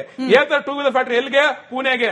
ಓಲಾ ಎಲ್ಲಿಗೆ? ಪುಣೆಗೆ. ಅಷ್ಟೇ ಯಾಕೆ ಬೆಂಗಳೂರು ರಿಂಗ್ ರೋಡ್ ಟ್ವೀಟ್ ಮಾಡಿದ್ರು, ನಾನು ಬೆಂಗಳೂರು ಬಿಟ್ಟು ಮಹಾರಾಷ್ಟ್ರ ಹೋಗ್ತೀನಿ ಅಂತ ಹೇಳಿ. ಇವ್ರು ಅಧಿಕಾರಕ್ಕೆ ಬಂದ್ರೆ ರಾಜ್ಯ ಬಿಟ್ಟು ಕೈಗಾರಿಕೆಗಳ ಕಂಪನಿಗಳು ಹೋಗ್ತಾರೆ ಹೊರತು ₹1 ಬಂಡವಾಳ ಬಂದಿಲ್ಲ. ನೆಕ್ಸ್ಟ್ ಜಿಎಸ್ಡಿಪಿನಲ್ಲಿ 3ನೇ ಸ್ಥಾನದಲ್ಲಿದ್ದಂತ ಕರ್ನಾಟಕ ಬಿಜೆಪಿ ಅವಧಿಯಲ್ಲಿ 4ನೇ ಸ್ಥಾನಕ್ಕೆ ಹೋಯ್ತು. ಯಾರ್ಯಾವ ಕಾಂಗ್ರೆಸ್ ಅವಧಿನಲ್ಲಿ. ಅನ್ಎಂಪ್ಲಾಯ್ಮೆಂಟ್ ರೇಟ್ ಹೈಯೆಸ್ಟ್ ದೇಶದಲ್ಲಿದೆ, ಕರ್ನಾಟಕದಲ್ಲಿ ಇವ್ರ ಅವಧಿನಲ್ಲಿ. ಆಯ್ತಾ? ಅನುದಾನದ ಬಗ್ಗೆ ಮಾತಾಡಿದ್ರು. ಅನುದಾನ ಬಗ್ಗೆ ಮಾತಾಡಲೇಬೇಕು. ಯತ್ನಾಳ್ ಸರ್ ಹೇಳಿದ್ರು. ಈಗ ಯತ್ನಾಳ್ ಸರ್ ಕರೆಕ್ಟ್ ಆಗಿ ಹೇಳಿದ್ರು. ಮೊನ್ನೆ ಬಜೆಟ್ ನಲ್ಲಿ ಡಿವಲ್ಯೂಷನ್ 3.647% ಇದ್ದದನ್ನ 4.13% ಇನ್ಕ್ರೀಸ್ ಮಾಡಿದ್ರು ಕರ್ನಾಟಕಕ್ಕೆ. ಇವ್ರು ಹೆಂಗೆ ಸುಳ್ಳು ಹೇಳ್ತಾರೆ ಜನಕ್ಕೆ ಅಂದ್ರೆ, ಕೇಂದ್ರದಿಂದ ನಿಮ್ಗೆ ಡೈರೆಕ್ಟ್ ಟ್ಯಾಕ್ಸ್ ಡೆವಲ್ಯೂಷನ್ ಬರುತ್ತೆ, ಗ್ರಾಂಟಿನ್ ಏಡ್ ಬರುತ್ತೆ, ಜೊತೆಗೆ ಕೇಂದ್ರ ಸರ್ಕಾರದ ಸ್ಪಾನ್ಸರ್ಡ್ ಸ್ಕೀಮ್ಸ್ ಹಣ ಬರುತ್ತೆ, ಜೊತೆಗೆ ಶೇರ್ ಆಫ್ ಸ್ಕೀಮ್ ಬರುತ್ತೆ, ಡೈರೆಕ್ಟ್ ಯೋಜನೆಗಳು ಬರುತ್ತೆ. ಇವ್ರು ಬರೀ ಡೆವಲ್ಯೂಷನ್ ಮಾತ್ರ ಹೇಳ್ಬಿಡೋದು. ಆಯ್ತಾ? ಡೆವಲ್ಯೂಷನ್ ಜೊತೆಗೆ ಕೇಳಿ, ಡೆವಲ್ಯೂಷನ್ ಜೊತೆಗೆ ಕರ್ನಾಟಕಕ್ಕೆ for example Bengaluru Mysuru express way ಬಂದ 12,000 ಕೋಟಿ, ಅದನ್ನ ಹೇಳೋದೇ ಇಲ್ಲ. ತಿರ್ಗಾ ಕೆಂಪೇಗೌಡ ಟರ್ಮಿನಲ್ ಅದ್ರ ಬಗ್ಗೆ ಮಾತಾಡೋದೇ ಇಲ್ಲ. ತುಮಕೂರು HAL ಫ್ಯಾಕ್ಟರಿ ಮಾತಾಡೋದೇ ಇಲ್ಲ. STRR ಮಾತಾಡೋದೇ ಇಲ್ಲ. ಆಮೇಲೆ ತಿರ್ಗಾ ಕಿಸಾನ್ ಸಮ್ಮಾನ್ ಯೋಜನೆಯಲ್ಲಿ 20,000 ಕೋಟಿ ಬಂತು, ಅದ್ರ ಬಗ್ಗೆ ಹೇಳೋದೇ ಇಲ್ಲ. ಜಲ್ ಜೀವನ್ ಮಿಷನ್ 64 ಲಕ್ಷ ಮನೆಗೆ ನೀರು ಹಾಕಿದ್ರು, ಅದನ್ನು ಹೇಳಲ್ಲ. ರೈಲ್ವೇಸ್ ಮೊನ್ನೆ 7,748 ಕೋಟಿ ಬಂದಿದೆ ಮೊನ್ನೆ ಬಜೆಟ್ ಅಲ್ಲಿ, ಅದನ್ನು ಲೆಕ್ಕ ಹಾಕೊಳ್ಳೋದಿಲ್ಲ. ತಿರ್ಗಾ ಆಮೇಲೆ ಇದು ಹೊಸ ರೈಲ್ವೆ ಲೈನ್ಗಳು ಕುಡ್ಚಿ ಬಾಗಲಕೋಟೆ, ಅದ್ರ ಬಗ್ಗೆ ಮಾತಾಡಲ್ಲ. ಕಲಬುರಗಿ ಬೀದರ್ ಬಗ್ಗೆ ಮಾತಾಡಲ್ಲ. ತುಮಕೂರು ಬಾಗಡ ಮಾತಾಡಲ್ಲ. ತುಮಕೂರು ದಾವಣಗೆರೆ ಮಾತಾಡಲ್ಲ. Yeshwantpur railway station, cantonment railway station, ಇದ್ರ ಬಗ್ಗೆ ಮಾತಾಡಲ್ಲ. ಇಟ್ನಾಳ್ ಸರ್, ಮುಖ್ಯಮಂತ್ರಿ ಕುರ್ಚಿ ವಿಚಾರ ಬಂದಾಗ ಮಾತ್ರ ಸಿದ್ದರಾಮಯ್ಯನವರನ್ನ ಕೆಳಗಿಳಿಸಿದ್ರೆ ಅಹಿಂದ ಸಮುದಾಯ ಮುನಿಸ್ಕೊಳ್ಳುತ್ತೆ ಅನ್ನೋ ಚರ್ಚೆ ಆಗಿಂದಾಗ ಆಗ್ತಾ ಇರುತ್ತೆ. ನಾನು ಈ ಪಟ್ಟಿ ಕೊಟ್ಟಿದ್ ಪೂರ್ತಿ ಹಿಂದುಳಿದ ಸಮುದಾಯಗಳದೇ ಸರ್. ಆ ನಿಗಮಗಳಿಗೇನೆ ಕೊಡಬೇಕಾದ ಅನುದಾನ ಕತ್ರಿ ಅಂತಂದ್ರೆ ರಾಜ್ಯ ಸರ್ಕಾರದ ಆರ್ಥಿಕ ಪರಿಸ್ಥಿತಿ ಬಗ್ಗೆ ಪ್ರಶ್ನೆ ಹೇಳೋದಿಲ್ವಾ? ಆರ್ಥಿಕ ಪರಿಸ್ಥಿತಿ ಮೇಲೆ ಗಂಭೀರದ ಪ್ರಶ್ನೆ ಹೇಳ್ತದೆ. ಯಾಕಂದ್ರೆ ಸಂಬಳಗಳು ಕೊಡ್ತಾ ಇಲ್ಲ. ಆರೋಗ್ಯ ಇಲಾಖೆಯಲ್ಲಿ ಅನುಚಾನವಾಗಿ ನಡೆದು ಬಂದಂತ ಅನೇಕ ಫೀಸ್ಗಳನ್ನು ಕೊಡ್ತಾ ಇಲ್ಲ. ಈ ಸ್ಕ್ಯಾನಿಂಗ್ ಆಗಲಿ ಮತ್ತೊಂದಾಗ್ಲಿ ಔಷಧಿ ಅದಕ್ಕಾಗ್ತಾ ಇಲ್ಲ. ಇವೆಲ್ಲ ಅದ್ ಹೇಳಿದ ರೋಗದ ಲಕ್ಷಣಗಳಿವು. ಹಾಗಿರುವಾಗ ನಾವೆಲ್ಲ ವಿರೋಧ ಪಕ್ಷ ಕೇಳ್ತವೋ ಇಲ್ವೋ ಗೊತ್ತಿಲ್ಲ. ಈಗ ಅವರು ಹೇಳ್ತಾರೆ ನಾವೆಲ್ಲ ಆರೋಗ್ಯವಾಗಿ ನಮ್ಮ ಟ್ರೆಜರಿ ನಮ್ಮ ಖಜಾನೆ ಆರೋಗ್ಯ ಹೇಳ್ತಾರೆ, ಅದು ಬೇರೆ ವಿಚಾರ. ಅದು ಇದೆಲ್ಲ ಆಗದೆ ಇರೋದ್ರಿಂದ ವಿ ಹ್ಯಾವ್ ಸೀರಿಯಸ್ ಡೌಟ್ಸ್. ಅದಕ್ಕೋಸ್ಕರ ನಾವು ಶ್ವೇತಪತ್ರವನ್ನು ಕೇಳಬೇಕು. ಒಂದು ವೈಟ್ ಪೇಪರ್ ನಮ್ಮ ಫೈನಾನ್ಸ್ ಸಿಚುವೇಶನ್ ಏನಿದೆ, ರೆವೆನ್ಯೂ ಮತ್ತು ಟ್ರೆಜರಿ ಸಿಚುವೇಶನ್ ಏನಿದೆ, we must ask for that. Number 1. Number 2, ವಿಶ್ವ ಅವರು ಒಂದು ಹೇಳಿದ್ರಲ್ಲ ಆವಾಗ್ಲೇನೆ, ಈ ಕೇಂದ್ರ ಸರ್ಕಾರದ ಡೆವಲ್ಯೂಷನ್ ಮತ್ತು ಗ್ರಾಂಟ್ ಎಲ್ಲ, ಡೆವಲ್ಯೂಷನ್ ಜೊತೆಗೆ ಗ್ರಾಂಟ್ ನ ಸೇರಿಸಬಾರದು. That is bad mathematics, that is bad economics. Grant in aid is separate thing, devolution is separate thing. Devolution is a matter of right, versus grants are matter of choice of the government of India. ಹಾಗಿರುವಾಗ ಅದನ್ನ ಸೇರಿಸಬಾರದು. ಎಲ್ಲಾ ಸೇರಿಸಿ ದೊಡ್ಡ ಸಂಖ್ಯೆ ಹೇಳೋದಂತಲ್ಲ. Because it is right time to produce white paper. ಯಾಕಂದ್ರೆ ತೀರಾ ಸಂಶಯಾಸ್ಪದ ಇದೆ. ರಾಜ್ಯದ ಹಣಕಾಸು ಸ್ಥಿತಿ ಅಷ್ಟು ಸಂಶಯಾಸ್ಪದವಾಗಿದೆ. ಯಾಕಂದ್ರೆ ಸಂಬಳ ಕೊಡಕ್ಕಾಗ್ತಾ ಇಲ್ಲ. ನೀವು ಯಾವ ಅಹಿಂದ ಸಮುದಾಯದ ಬಗ್ಗೆ ಕಾಳಜಿ ತೋರಿಸಿ ಅಧಿಕಾರಕ್ಕೆ ಬಂದ್ರು, ಆ ಅಹಿಂದ ಮತ್ತು ಸಮುದಾಯಕ್ಕೆ ಮೀಸಲಿಟ್ಟ ಹಣವನ್ನೇ ನೀವು ಎಲ್ಲಿ ತಗೊಂಡು ಹೋಗ್ತಿದ್ದೀರಿ, ಎಲ್ಲಿ ಖರ್ಚು ಮಾಡ್ತಿದ್ದೀರಿ? That's we should know. ನೀವು ಜನರನ್ನ ಕತ್ತರಲ್ಲಿ ಇಟ್ಟು ಕ್ರೆಡಿಟ್ ತಗೊಳ್ಳೋದಲ್ಲ. ಯಾವ ಗ್ಯಾರಂಟಿ ಯೋಜನೆಗಳಿಗೆ ಹಣ ನೀವು ಹೆಂಗ್ ಹೊಂದಿಸಿದ್ರಿ, ಈ ತೆರಿಗೆ ಜಾಸ್ತಿ ಮಾಡಿದ್ರಿ, ಜನಕ್ಕೆ ಹೊರೆ ಆಯ್ತು. What is the relief for that? ಈ ಒಂದು ಬಜೆಟ್ಗಿಂತ ಈ ಬಜೆಟ್ ಅಲ್ಲಿ ಏನಾದ್ರೂ ಅದಕ್ಕೆ ಒಂದು ಪರಿಹಾರ ಇದೆಯಾ? ಇಲ್ಲದೆ ಹೋದ್ರೆ ನಿಮ್ಮ what is the situation of the finances? Very seriously we are in trouble. ಈಗಾಗಲೇ ಸರ್ಕಾರ ಮಾನ್ಯ ಸಿದ್ದರಾಮಯ್ಯ ಅವರು ದಾಖಲೆ ಬಜೆಟ್ 16 ಬಜೆಟ್ ನ ಮಂಡಿಸಿ 17ನೇ ಬಜೆಟ್ ಮಾಡಕ್ಕೆ ಸನ್ನದ್ಧರಿದ್ದಾರೆ. ಕಳೆದ ವರ್ಷ 4 ಲಕ್ಷ ಕೋಟಿ ಬಜೆಟ್ ನ ಮಾಡಿದ್ರು. ಅದರಲ್ಲಿ ಬಹುತೇಕ ಮುಂದಾಲೋಚನೆ ಇಲ್ದಿರ ಗ್ಯಾರಂಟಿ ಯೋಜನೆಗಳಿಗೆ ಕೊಟ್ಟು, ಈಗ ಸಂದಿಗ್ಧ ಪರಿಸ್ಥಿತಿಯಲ್ಲಿ ಕುರ್ಚಿ ಕಿತ್ತಾಟದಿಂದ ಆಡಳಿತ ಯಂತ್ರ ನಿಷ್ಕ್ರಿಯವಾಗಿ ಸರ್ಕಾರ ಯಾವ ಮಟ್ಟಕ್ಕೆ ತಲುಪಿದೆ ಅಂದ್ರೆ, ಮುಂದಿನ 3 ತಿಂಗಳ ಕಾಲ ನೋಡಿ, ಮುಂದಿನ 3 ತಿಂಗಳ ಕಾಲ 1,000 ಕೋಟಿ ಪ್ರತಿದಿನ ಸಾಲ ಮಾಡಿ ಸರ್ಕಾರ ನಡೆಸಬೇಕು ಅಂತ ಪರಿಸ್ಥಿತಿಗೆ ಬಂದಿದೆ. ಇದು ನಾನು ಹೇಳ್ತಾ ಇರೋದಲ್ಲ, ಪತ್ರಿಕೆಗಳಲ್ಲಿ ಪ್ರಕಟವಾಗಿರುವಂತಹ ಸುದ್ದಿ. ಇದು ಮುಂದಾಲೋಚನೆ ಇಲ್ದಿರ ಭವಿಷ್ಯದ ಕನ್ನಡಿಗರಿಗೆ ಈ ರಾಷ್ಟ್ರೀಯ ಪಕ್ಷ ಆದಂತ ಕಾಂಗ್ರೆಸ್ ಮಾಡ್ತಾ ಇರೋ ಮೋಸ. ಅದೇ ರೀತಿ ನಾವ್ ಹೇಳ್ಬೇಕಾದ್ರೆ ಈ ಮೋಸವನ್ನ ಸಮರ್ಥವಾಗಿ ಎದುರಿಸಿದಲ್ಲಿ ವಿರೋಧ ಪಕ್ಷದವರು ಸಹ ಹಿಂದೆ ಇದ್ದಾರೆ ಅನ್ನೋದ್ರಲ್ಲೂ ತಪ್ಪಾಗಲಾರದು. ಏನಂತ ಹೇಳಿದ್ರೆ ರಸ್ತೆಗಳಲ್ಲಿ ಗುಂಡಿ ಏನಿದೆ, ಗುಂಡಿ ಅದೇ ತರ ಇದೆ, ಕಸದ ರಾಶಿ ತುಂಬತಾನೆ ಇದೆ, ಮೋರಿ ನೀರು ಮನೆಗೆ ಬರ್ತಾ ಇದೆ, ಬೀದಿ ದೀಪಗಳು ಕರೆಕ್ಟಾಗಿ ಕೆಲಸ ಮಾಡ್ತಾ ಇಲ್ಲ, ಅಭಿವೃದ್ಧಿ ಅನ್ನೋದು ಶೂನ್ಯ ಆಗಿದೆ. ನಿಮ್ ಸರ್ಕಾರದಲ್ಲಿ ಅಭಿವೃದ್ಧಿ ಶೂನ್ಯ ಆಗಿದೆ, ಖಜಾನೆ ಖಾಲಿ ಆಗಿದೆ. ಯಾರಾದ್ರೂ ಏನಾದ್ರು ಕೇಳಿದ್ರೆ, ಪ್ರಶ್ನೆ ಮಾಡಿದ್ರೆ ಏನ್ ಮಾಡ್ತಾರೆ ಅಂದ್ರೆ ಧಮಕಿ ಮಾಡ್ತಾರೆ, ಗೂಂಡಾಗಿರಿ ಮಾಡ್ತಾರೆ, ಅವ್ರ ಮೇಲೆ FIR ದಾಖಲೆ ಮಾಡ್ತಾರೆ. ಇವ್ರು ಮಾಡ್ಬೇಕಾಗಿರೋ ಕೆಲಸಗಳನ್ನ ಜನರು ಏನ್ ಈ ರಾಜ್ಯ ಜನರಿದ್ದಾರೆ ಅವ್ರ ಕೈಯಿಂದ ದುಡ್ಡು ಹಾಕೊಟ್ಟು ಮಾಡ್ತೀವಿ ಅಂದ್ರೂ ಕೂಡ ಅವ್ರ ಮೇಲೆ FIR ಮಾಡ್ತಾರೆ. ಇವ್ರ ಸರ್ಕಾರನ ನಡೆಸೋ ರೀತಿ ಯಾವ ತರ ಇದೆ ಅಂತಂದ್ರೆ, ಇಲ್ಲಿ ಇವ್ರ ಇದೇನೆ ರಾಹುಲ್ ಗಾಂಧಿ ಇದಾರಲ್ಲ, ರಾಹುಲ್ ಗಾಂಧಿ ಹೇಳ್ತಾ ಇರ್ತಾರೆ ಪ್ರತಿ ಸರಿ ಡೆಮೋಕ್ರಸಿ ಇನ್ ಡೇಂಜರ್ ಅನ್ಬಿಟ್ಟು. ಆ ಡೆಮೋಕ್ರಸಿ ಇನ್ ಡೇಂಜರ್ ಏನಂತ ಹೇಳಿದ್ರೆ, ಇವರು ನಮ್ ಕರ್ನಾಟಕ ನಡೆಸ್ತಾ ಇದಾರೆ ಗೊತ್ತಾ ಸರ್ಕಾರ, ಅದನ್ನೇನಾದ್ರೂ ಉದಾಹರಣೆ ತಗೊಂಡು ಏನಾದ್ರೂ ಹೇಳ್ತಾ ಇದಾರ ಅಂತ ನಿಮ್ಮನ್ನ ಕೇಳ್ತಾ ಇದ್ದೀನಿ. ಈಗ ನೋಡಿ, ಅವರು ಬೆಂಗಳೂರು ಅಭಿವೃದ್ಧಿ ಬಗ್ಗೆ ಕೇಳಿದ್ರು, ರಸ್ತೆ ಗುಂಡಿ ಬಗ್ಗೆ ಕೇಳಿದ್ರು. 2023ರಲ್ಲಿ ಹಾಕಿರ್ತಕ್ಕಂತಹ ರಸ್ತೆ ಇವತ್ತು ಗುಂಡಿ ಆಗಿದೆ, ಅದನ್ನ ಮುಚ್ಚುತ್ತಾ ಇದೀವಿ, ಮತ್ತೆ ಅದನ್ನ ಮರು ಡಾಂಬರೀಕರಣ ಕೂಡ ಮಾಡಿದೀವಿ. 1100 ಕೋಟಿ ರೂಪಾಯಿನಲ್ಲಿ ಇಡೀ ಬೆಂಗಳೂರಿನಲ್ಲಿ ಅದು 2023ರಲ್ಲಿ ಹಾಕಿದಂತಹ ಬೊಮ್ಮಾಯಿ ಹಾಕಿದಂತಹ ಟಾರ್ ಇವತ್ತು ರಸ್ತೆ ಗುಂಡಿ ಬಿದ್ದಿದೆ. ಅದನ್ನ ನಾವು ಮರು ಡಾಂಬರೀಕರಣ ಮಾಡಿದೀವಿ, ಮತ್ತೆ ಟಾರ್ ಅನ್ನ ಹಾಕಿದೀವಿ. ಅದಕ್ಕೆ ಅದು ಶಾಶ್ವತ ಪರಿಹಾರ ಬೇಕು ಅಂತ ಹೇಳಿ 152 ಕಿಲೋಮೀಟರ್ ವೈಟ್ ಟಾಪಿಂಗ್ ಅನ್ನ ಮಾಡ್ತಾ ಇರ್ತಕ್ಕಂಥದ್ದು. ಇದು ಕಾಂಗ್ರೆಸ್ ಸರ್ಕಾರ, ಬಿಜೆಪಿ ಮಾಡಿಲ್ಲ, ಕೆಲಸ ಮಾಡಿಲ್ಲ. ಅದನ್ನ ನಾವು ಇವಾಗ ಕೆಲಸ ಮಾಡ್ತಾ ಇದೀವಿ. ಅದು ನೀವು ಒಳಚರಂಡಿ ಆಗಬಹುದು, ಈಗ ರಾಜಕಾಲುವೆಗೆ ತಡೆಗೋಡೆಯನ್ನ ನಾವು ನಿರ್ಮಾಣ ಮಾಡ್ತಾ ಇದೀವಿ. ಬಫರ್ ಝೋನ್ ಅಲ್ಲಿ 300 ಕಿಲೋಮೀಟರ್ ರಸ್ತೆಯನ್ನ ನಾವು ಮಾಡ್ತಾ ಇದೀವಿ. ಎಲಿವೇಟೆಡ್ ಕಾರಿಡಾರ್ ಮಾಡ್ತಾ ಇದೀವಿ. ಬೆಂಗಳೂರು ಬಿಸಿನೆಸ್ ಕಾರಿಡಾರ್ ಮಾಡ್ತಾ ಇದೀವಿ. ಮೆಟ್ರೋ 3ನೇ ಹಂತಕ್ಕೆ ಹಣವನ್ನು ನಾವು ಕೊಡ್ತಾ ಇದೀವಿ. ಕೇಂದ್ರ ಸರ್ಕಾರ ಮೆಟ್ರೋಗೆ ಬರೀ 17% ಕೊಟ್ಟರು ಕೂಡ ಉಳಿದ ಹಣವನ್ನು ನಾವು ಹೊಂದಿಸಿ ಈ ಕೆಲಸವನ್ನ ಮಾಡ್ತಾ ಇದೀವಿ. ಬಿಜೆಪಿ ಖಜಾನೆ ಖಾಲಿ ಮಾಡಿ ಹೋಗಿದ್ರು ಕೂಡ ನಾವು ಅದನ್ನ ಮರು ನಿರ್ಮಾಣ ಮಾಡಿಕೊಂಡು ನಿಮ್ಮ ಉತ್ತರವನ್ನ ತಗೊಂಡು ಮೋಹನ್ ವಿಶ್ವ ಅವರಿಗೆ ಹಾಗೆ ನವೀನ್ ಅವರಿಗೆ ಒಂದಷ್ಟು ಪಟ್ಟಿ ಕೊಟ್ಬಿಡಪ್ಪ. ರಸ್ತೆ ಹಾಗೆ ಕಸ ಇತ್ತೀಚೆಗೆ ಕಳೆದ ವಾರ ಪೂರ್ತಿ ನಮ್ಮ ಡಿಬೇಟ್ ನ ಭಾಗವಾಗಿತ್ತು. ಜನರು ಕೂಡ ಮಾತನಾಡ್ಕೊಳ್ತಾ ಇದ್ರು. ರಸ್ತೆ ಹಾಗೆ ಗುಂಡಿಯನ್ನ ನಾವು ಕ್ಲಿಯರ್ ಮಾಡ್ತಿದೀವಿ ಅಂತ ನಟರಾಜ್ ಗೌಡ್ರು ಹೇಳ್ತಿದ್ದಾರೆ. ಬೇರೆ ಯಾವುದು ಬೇಡ ಸರ್, ಮಂಡ್ಯದಲ್ಲಿ 3 ಕೋಟಿ ಅಂತೆ ಮೋಹನ್ ವಿಶ್ವ ಅವರೇ ಒಂದು ರಸ್ತೆ ಖರ್ಚಾಗಿದ್ದು 3 ತಿಂಗಳಲ್ಲಿ ಕಿತ್ತೋಗ್ಬಿಟ್ಟಿದೆ. ವಿಜುವಲ್ಸ್ ಬರ್ತಾ ಇದೆ. ಇನ್ನು ಮುಖ್ಯಮಂತ್ರಿಗಳ ತವರು ಜಿಲ್ಲೆಯಲ್ಲಿ ರಸ್ತೆ ನಿರ್ಮಾಣ ಆಗಿತ್ತು. ಒಂದೇ ದಿನದಲ್ಲಿ ರಸ್ತೆ ಕೈ ಹಾಕಿದ್ರೆ ಹಂಗೆ ಕಿತ್ಕೊಂಡು ಕೈಗೆ ಬರ್ತಾ ಇದೆ. ಇಷ್ಟು ಮಾತ್ರ ಅಲ್ಲ, ಶಿವಮೊಗ್ಗದಲ್ಲಿ ಅವೈಜ್ಞಾನಿಕವಾಗಿ ಹಂಪ್ಗಳನ್ನ ನಿರ್ಮಾಣ ಮಾಡ್ಲಿಕ್ಕೆ ಕೋಟ್ಯಾಂತರ ರೂಪಾಯಿ, ಅದನ್ನ ಕಿತ್ತಕ್ಕಿದೀಗ ಲಕ್ಷಾಂತರ ರೂಪಾಯಿ ಖರ್ಚು ಮಾಡ್ತಿದ್ದಾರಂತೆ. ಡೆಡ್ ಲೈನ್ ಮುಗ್ದೋಯ್ತು, ಗುಂಡಿಗಳು ಡೆಡ್ ಆಯ್ತಾ, ಅದಕ್ಕೆ ಉತ್ತರ ಇಲ್ಲ. ಬಟ್ ನಟರಾಜ್ ಗೌಡ್ರು ಹೇಳ್ತಾ ಇದ್ದಾರೆ ರಸ್ತೆ ಸಮಸ್ಯೆ ಇಲ್ಲ, ಗುಂಡಿ ಸಮಸ್ಯೆ ಇಲ್ಲ, ಮೋರೆ ಸಮಸ್ಯೆ ಇಲ್ಲ. ನಿಜಾನ ಇದು ಮೋಹನ್ ವಿಶ್ವ? ಬೆಂಗಳೂರಿನಲ್ಲಿ ಆಸ್ಪತ್ರೆಗಳಿಗೆ ಹೋದ್ರೆ ಗೊತ್ತಾಗುತ್ತೆ ನಿಮಗೆ, ಬೆನ್ನು ನೋವಿನ ಸಮಸ್ಯೆ ಆಯ್ತಾ, ಒಪ್ಕೊಳ್ತಾರೆ ಎಲ್ಲರೂ. ನನ್ನ ಪ್ರಕಾರ ಕಾಲ್ ನೋವಿನ ಸಮಸ್ಯೆ, ಮಣ್ಣಿನ ನೋವಿನ ಸಮಸ್ಯೆ ಕಳೆದ 2.5-3 ವರ್ಷದಲ್ಲಿ ಸಿಕ್ಕಾಪಟ್ಟೆ ಜಾಸ್ತಿ ಆಗಿದೆ. ಆ ತರ ಗುಂಡಿ ಬಿದ್ದೋಗಿದೆ ಬೆಂಗಳೂರು ಇವತ್ತು. ಇರೋ ಬರೋ ರೋಡೆಲ್ಲ ಅಗಿದ್ಕೊಂಡು ಕೂತಿದ್ದಾರೆ. ನೆಕ್ಸ್ಟ್ ನೀವು ಮಂಡ್ಯ ಮೈಸೂರು ಬಗ್ಗೆ ಹೇಳಿದ್ರಿ, ಒಂದ್ ನಿಮಿಷ, ಮಂಡ್ಯ ಮೈಸೂರು ಬಗ್ಗೆ ಹೇಳಿದ್ರಿ. ಇವ್ರು ಹೆಂಗ್ ಗೊತ್ತಾ ಕರಪ್ಷನ್ ಇಂಚ್ ಲೆಕ್ಕದಲ್ಲಿ 5 ಇಂಚ್ ಹಾಕೋ ಕಡೆ 2 ಇಂಚ್ ಹಾಕೋದು, 4 ಕಂಬಿ ಕಟ್ಟೋ ಕಡೆ 2 ಕಂಬಿ ಕಟ್ಟೋದು, ಆ 2 ಕಂಬಿ ತಗೊಂಡು ಹೋಗ್ಬಿಟ್ಟು ATM ಮಾಡ್ಕೊಂಡು ರಾಹುಲ್ ಗಾಂಧಿ ಸೋನಿಯಾ ಗಾಂಧಿ ಕೊಡೋದು, 3 ಇಂಚ್ ಕಾಂಕ್ರೀಟ್ ತಗೊಂಡು ರಾಹುಲ್ ಗಾಂಧಿ ಸೋನಿಯಾ ಗಾಂಧಿ ಕೊಡೋದು. ಈಗ ಇವ್ರು ಹೇಳಿದ ರಸ್ತೆ ಗುಂಡಿ ಬಗ್ಗೆ ಸರ್, ರಸ್ತೆ ಗುಂಡಿ ಬಗ್ಗೆ ನಮ್ಮ ನಾಲ್ವಡಿ ಕೃಷ್ಣರಾಜರು ಒಡೆಯರ್ ಇದ್ದಾಗ ಜರ್ಮನಿಯಿಂದ ಒಂದು ಆರ್ಕಿಟೆಕ್ಟ್ ನ ಕರ್ಕೊಂಡ್ ಬರ್ತಾರೆ ಮೈಸೂರು ಸಿಟಿನ ನಿರ್ಮಾಣ ಮಾಡೋದಕ್ಕೆ. ಹೇಗಿರ್ಬೇಕು ನಮ್ಮ ಊರು ಅಂತ. ಹಾಗೆ ಅಂದ್ರೆ ಒಂದು ರೋಡ್ ಅಂದ್ರೆ ಹೇಗಿರ್ಬೇಕು, ಅದು ಕಾಮಗಾರಿ ಕೆಲಸಗಳು ಯಾವ ಗುಣಮಟ್ಟದಲ್ಲಿ ಇರಬೇಕು ಅಂತ. ಆದ್ರೆ ಈಗ ನೀವು ಹೇಳ್ದಂಗೆ ಒಂದೊಂದು ವರ್ಷ ಆಗ್ತಾರೆ, ಇನ್ನೊಂದು 2 ವರ್ಷಕ್ಕೆ ಮತ್ತೆ ಅದೇ ರೋಡ್ ನ ಆಗದಿರ್ತಾರೆ, ಮತ್ತೆ ಅದೇ ಚರಂಡಿನ ತೆಗ್ದಿರ್ತಾರೆ. ಯಾಕೆ ಈ ರೀತಿ ಅಲ್ಲಿ ದುಂದು ವೆಚ್ಚ ಆಗ್ತಾ ಇರೋದು? ಯುವ ನಿಧಿಯ ಬಗ್ಗೆ ಮಾತಾಡ್ತೀರಾ? ಕೇವಲ ಸರ್ಕಾರಗಳು ಆಡಳಿತ ಮಾಡ್ತಕ್ಕಂಥದ್ದು 5 ವರ್ಷಗಳು ಮಾತ್ರ. ಬದುಕು ಕಟ್ಟಿಕೊಳ್ಬೇಕಾದಂತಹ ಯುವಕರು ಇವತ್ತು ಬೀದಿಗೆ ನಿಲ್ಲುವಂತಹ ವ್ಯವಸ್ಥೆಯನ್ನ 2 ಸರ್ಕಾರಗಳು ಮಾಡ್ತಾ ಇದ್ದೀರಾ. ಎರಡನೇದು, ವಿಶ್ವಸಂಸ್ಥೆ ತಮ್ಮ ಫ್ರೀ ಬೀಸ್ ಅನ್ನ ಶ್ಲಾಘನೆ ಮಾಡಿದೆ ಅಂತ ಹೇಳ್ತೀರಾ. ವಿಶ್ವಸಂಸ್ಥೆಯು ಕೂಡ ವರದಿಯನ್ನ ಕೊಟ್ಟಿದೆ. ಭಾರತದಲ್ಲಿ ಬಡತನ ಎಷ್ಟು ಕೀಳು ಮಟ್ಟಕ್ಕೆ ಬಂದಿದೆ ಅಂತಕ್ಕಂಥದ್ದನ್ನ ವಿಶ್ವಸಂಸ್ಥೆ ವರದಿಯನ್ನ ಕೊಟ್ಟಿದೆ. ತಾವು ಉದ್ಯೋಗವನ್ನ ಸೃಷ್ಟಿ ಮಾಡ್ತೀವಿ ಅಂತ ಹೇಳ್ತೀರಾ. ಇವತ್ತು ಶಕ್ತಿ ಯೋಜನೆಯನ್ನ ತಗೊಂಡು ಬಂದು ಕರ್ನಾಟಕದಲ್ಲಿ ಇರತಕ್ಕಂತಹ 8,82,000 ಆಟೋ ಚಾಲಕರುಗಳನ್ನ ತಗೊಂಡು ಬಂದು ಬೀದಿಗೆ ನಿಲ್ಲಿಸಿದೀರಾ.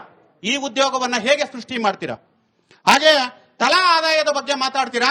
ತಲಾ ಆದಾಯ ನಾನು ಬೆಂಗಳೂರಿಗೆ ಬಂದಾಗ ಇದ್ದದ್ದು ಇವತ್ತು ಆ ನೆಮ್ಮದಿಯೂ ಇಲ್ಲ, ಆ ತಲಾ ಆದಾಯವೂ ಇಲ್ಲ. ನಾವು ಕಟ್ಟುವಂತಹ ಮಕ್ಕಳ ವಿದ್ಯಾಭ್ಯಾಸಕ್ಕೆ ₹1,00,000 ಸಂಪಾದನೆ ಮಾಡಲಾಗ್ತಾ ಇಲ್ಲ. ನೀವು ಕೊಡುವಂತಹ 2,000 ರೂಪಾಯಿನ ಊರು ತುಂಬಾ ಪ್ರಚಾರವನ್ನ ಮಾಡ್ತೀರಾ. ನನ್ನ ₹1,00,000 ಕಟ್ಟಿದಂತಹ ಹಣವನ್ನ ನಾನು ಎಲ್ಲಿ ಪ್ರಚಾರ ಮಾಡ್ಲಿ ಅಂತ ನಾನು ನಿಮ್ಮನ್ನ ಕೇಳ್ತೀನಿ. ಅಬಕಾರಿ ಇಲಾಖೆಗಳ ಬಗ್ಗೆ ಮಾತಾಡ್ತೀರಾ. ಅಬಕಾರಿ ಇಲಾಖೆಯಲ್ಲಿ ಆದಾಯ ಬರುತ್ತೆ ಅಂತ ಮಾತಾಡ್ತೀರಾ. ಆದ್ರೆ ಒಬ್ಬ ಬಡ ಆಟೋ ಚಾಲಕನಾಗಿ ನಾನು ನಿಮ್ಮನ್ನ ಪ್ರಶ್ನೆ ಮಾಡ್ತೀನಿ, ನಾನು ಕಟ್ಟುವಂತಹ ತೆರಿಗೆಗೆ ನನ್ನ ಕುಟುಂಬ ನಿರ್ವಹಣೆ ಬಗ್ಗೆ, ನನ್ನ ಕುಟುಂಬವನ್ನ ಕಟ್ಟೋದಕ್ಕೆ ತಮ್ಮ ಇಲಾಖೆಗಳು ಯಾಕೆ ನಮಗೆ ಬಿಡ್ತಾ ಇಲ್ಲ. ಉದಾಹರಣೆಗೆ ನಾನು ಒಂದು ಹೇಳ್ತೀನಿ. ಕೇಂದ್ರ ಸರ್ಕಾರದಲ್ಲಿ ತಮ್ಮ ಬಿಜೆಪಿ ಸರ್ಕಾರ ಇದೆ ಅಂತ ಹೇಳ್ತೀರಾ, ಕಾಂಗ್ರೆಸ್ ಸರ್ಕಾರ ಇದೆ ಅಂತ ಹೇಳ್ತೀರಾ. ಊಬರ್ ಅನ್ನುವಂತಹ ಸಂಸ್ಥೆ, ರ್ಯಾಪಿಡೋ ಅನ್ನುವಂತಹ ಒಂದು ಸಂಸ್ಥೆ ಕೇಂದ್ರದಲ್ಲೇ ಆಗಲಿ ರಾಜ್ಯದಲ್ಲೇ ಆಗಲಿ ಸಾರಿಗೆ ಇಲಾಖೆಯಲ್ಲಿ ನೋಂದಣಿಯನ್ನೇ ಮಾಡಿಕೊಂಡಿಲ್ಲ. ಸತತವಾಗಿ 9 ವರ್ಷದಿಂದ ತನ್ನ ಸಂಸ್ಥೆಯೇ ಹೇಳ್ಕೊಂಡಂತೆ 650 ಕೋಟಿಗಿಂತಲೂ ಹೆಚ್ಚು ವ್ಯವಹಾರವನ್ನು ಮಾಡುವಂತಹ ಸಂಸ್ಥೆ ರಾಜ್ಯ ಸರ್ಕಾರಕ್ಕೆ 1 ರೂಪಾಯಿ ತೆರಿಗೆಯನ್ನ ಕಟ್ಟಿಲ್ಲ. ತಮ್ಮ ಇಲಾಖೆಗಳು ತಮ್ಮ ಏನು ಮುಖ್ಯಮಂತ್ರಿಗಳ ಆಡಳಿತದಲ್ಲೇ ಇರತಕ್ಕಂತಹ ಹಣಕಾಸು ಇಲಾಖೆ ನಿದ್ದೆ ಮಾಡ್ತಾ ಇದೆಯಾ? ಆಟೋ ಚಾಲಕರು ಅಸಂಘಟಿತ ಕಾರ್ಮಿಕರು ಬರ್ತಾರೆ. ಆಟೋ ಚಾಲಕರಿಗೆ ಅವ್ರಿಗೆ ಆರೋಗ್ಯ ಭಾಗ್ಯ ಸಿಗಬೇಕು. ಕರ್ನಾಟಕದಲ್ಲಿ ಆರೋಗ್ಯ ಭಾಗ್ಯ ತಗೊಂಡ್ಬಂದಿದ್ರಿ 2009ರಲ್ಲಿ. ಊಟ ಸಿಕ್ತಿಲ್ಲ ಅಂತ ಹೇಳ್ತಿದ್ದಾರೆ. ಅದಕ್ಕೆ ಉತ್ತರ ಕೊಡಿ. ಕೇಳಿಸ್ಕೊಳ್ಳಿ, ಉಚಿತ ಕೇಳಿ. ಅವ್ರಿಗೆ ಆಹಾರ ಭದ್ರತಾ ಯೋಜನೆ ಒಂದ್ ನಿಮಿಷ ಹೇಳ್ತೀನಿ, ಉತ್ತರ ಬೇಕಾ ಬೇಡವಾ? ಆಹಾರ ಭದ್ರತಾ ಯೋಜನೆ ತೆಗೆದುಕೊಂಡು ಬಂದಿದ್ದು ಮನಮೋಹನ್ ಸಿಂಗ್ ಅವರು. ಯಾಕೆ ಹೇಳಿ? ಎಂತಹ ಅಸಂಘಟಿತ ಕಾರ್ಮಿಕರಿಗೆ, ಆಟೋ ಚಾಲಕರನ್ನು ಸೇರಿ ಅನುಕೂಲ ಆಗಲಿ ಅಂತ ಆರೋಗ್ಯ ಭಾಗ್ಯ ತಗೊಂಡ್ಬಂದಿದ್ದು. ಅದಕ್ಕೆ ಉಚಿತ ಮತ್ತೆ ಕಡ್ಡಾಯ ಶಿಕ್ಷಣ ತಗೊಂಡ್ಬಂದಿದ್ದು ಅದಕ್ಕೆ ಅವ್ರಿಗೋಸ್ಕರನೇ. ಅದನ್ನ ನಾವು ತಗೊಂಡ್ಬಂದದ್ದು. ಈಗ ಗಿಗ್ ವರ್ಕರ್ಸ್ ಗಳಿಗೆ ಅಂತ ಹೇಳಿ ಏನು ನಾವು ಅವ್ರಿಗೆ ಸೆಸ್ ಹಾಕಿ ಅದೇ ವರ್ಕರ್ಸ್ ಗಳಿಗೆ ಅನುಕೂಲ ಆಗಬೇಕಂತ ಮಾಡ್ತಾರದು ಇದೇ ಕರ್ನಾಟಕದಲ್ಲಿ. ನಾವು ಕೇಂದ್ರ ಸರ್ಕಾರ ಕೇಳಿ ಇವರೆಲ್ಲ ಆರ್ಗನೈಸ್ ಮಾಡಿಕೊಂಡು ಇವ್ರಿಗೇನ್ ತೆರಿಗೆ ಹಾಕಿಲ್ಲ. ಆಟೋ ಚಾಲಕರಿಗೆ ಯಾರಿಗೂ ಯಾವ ರೀತಿಯ ತೆರಿಗೆನೂ ಇಲ್ಲ.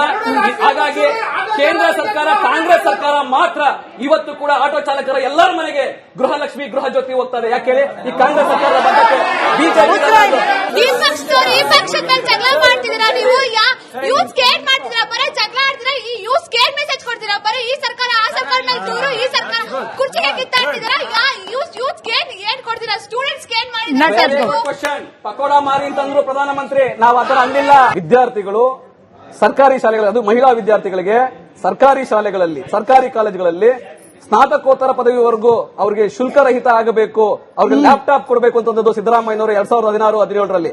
ಸಿದ್ದರಾಮಯ್ಯನವರ ಕೊಡುಗೆಯಿಂದ ಇವತ್ತು ಮಹಿಳೆಯರು, ಆಮೇಲೆ ಅವ್ರಿಗೆ ಯಾವುದೇ ಶುಲ್ಕ ಕಟ್ಟಂಗಿಲ್ಲ, ಸ್ಕಾಲರ್ಶಿಪ್ ಸಿಗುತ್ತೆ. ಎರಡನೇದು, ಅವ್ರು ಓದಿ ಆದ್ಮೇಲೆ ಅವ್ರಿಗೆ ಉದ್ಯೋಗಕ್ಕೆ ಏನ್ ಮಾಡಬೇಕು? ಕೌಶಲ್ಯ ಅಭಿವೃದ್ಧಿ ಕೊಡಬೇಕು. ಕೌಶಲ್ಯ ಕರ್ನಾಟಕ. ಇವ್ರು ಯುವನಿಧಿ ಜಾರಿಗೆ ತಂದಿದೇನು? ನಿರುದ್ಯೋಗ ಭತ್ಯೆ ಕೊಡ್ತೀನಿ ಅಂತ ಹೇಳ್ಬಿಟ್ಟು ಇವ್ರು 3 ವರ್ಷ ಆದ್ಮೇಲೆ ಯುವನಿಧಿ ಕೊಡ್ತಿದ್ದಾರೆ ಅಂತ ಧೈರ್ಯವಾಗಿ ಹೇಳ್ಕೊತಾರೆ. ಉದ್ಯೋಗ ಸೃಷ್ಟಿನೇ ಮಾಡಿಲ್ವ ಅವ್ರು 3 ವರ್ಷದಿಂದ? ಅದು ಮಾಡಿದೀವಿ.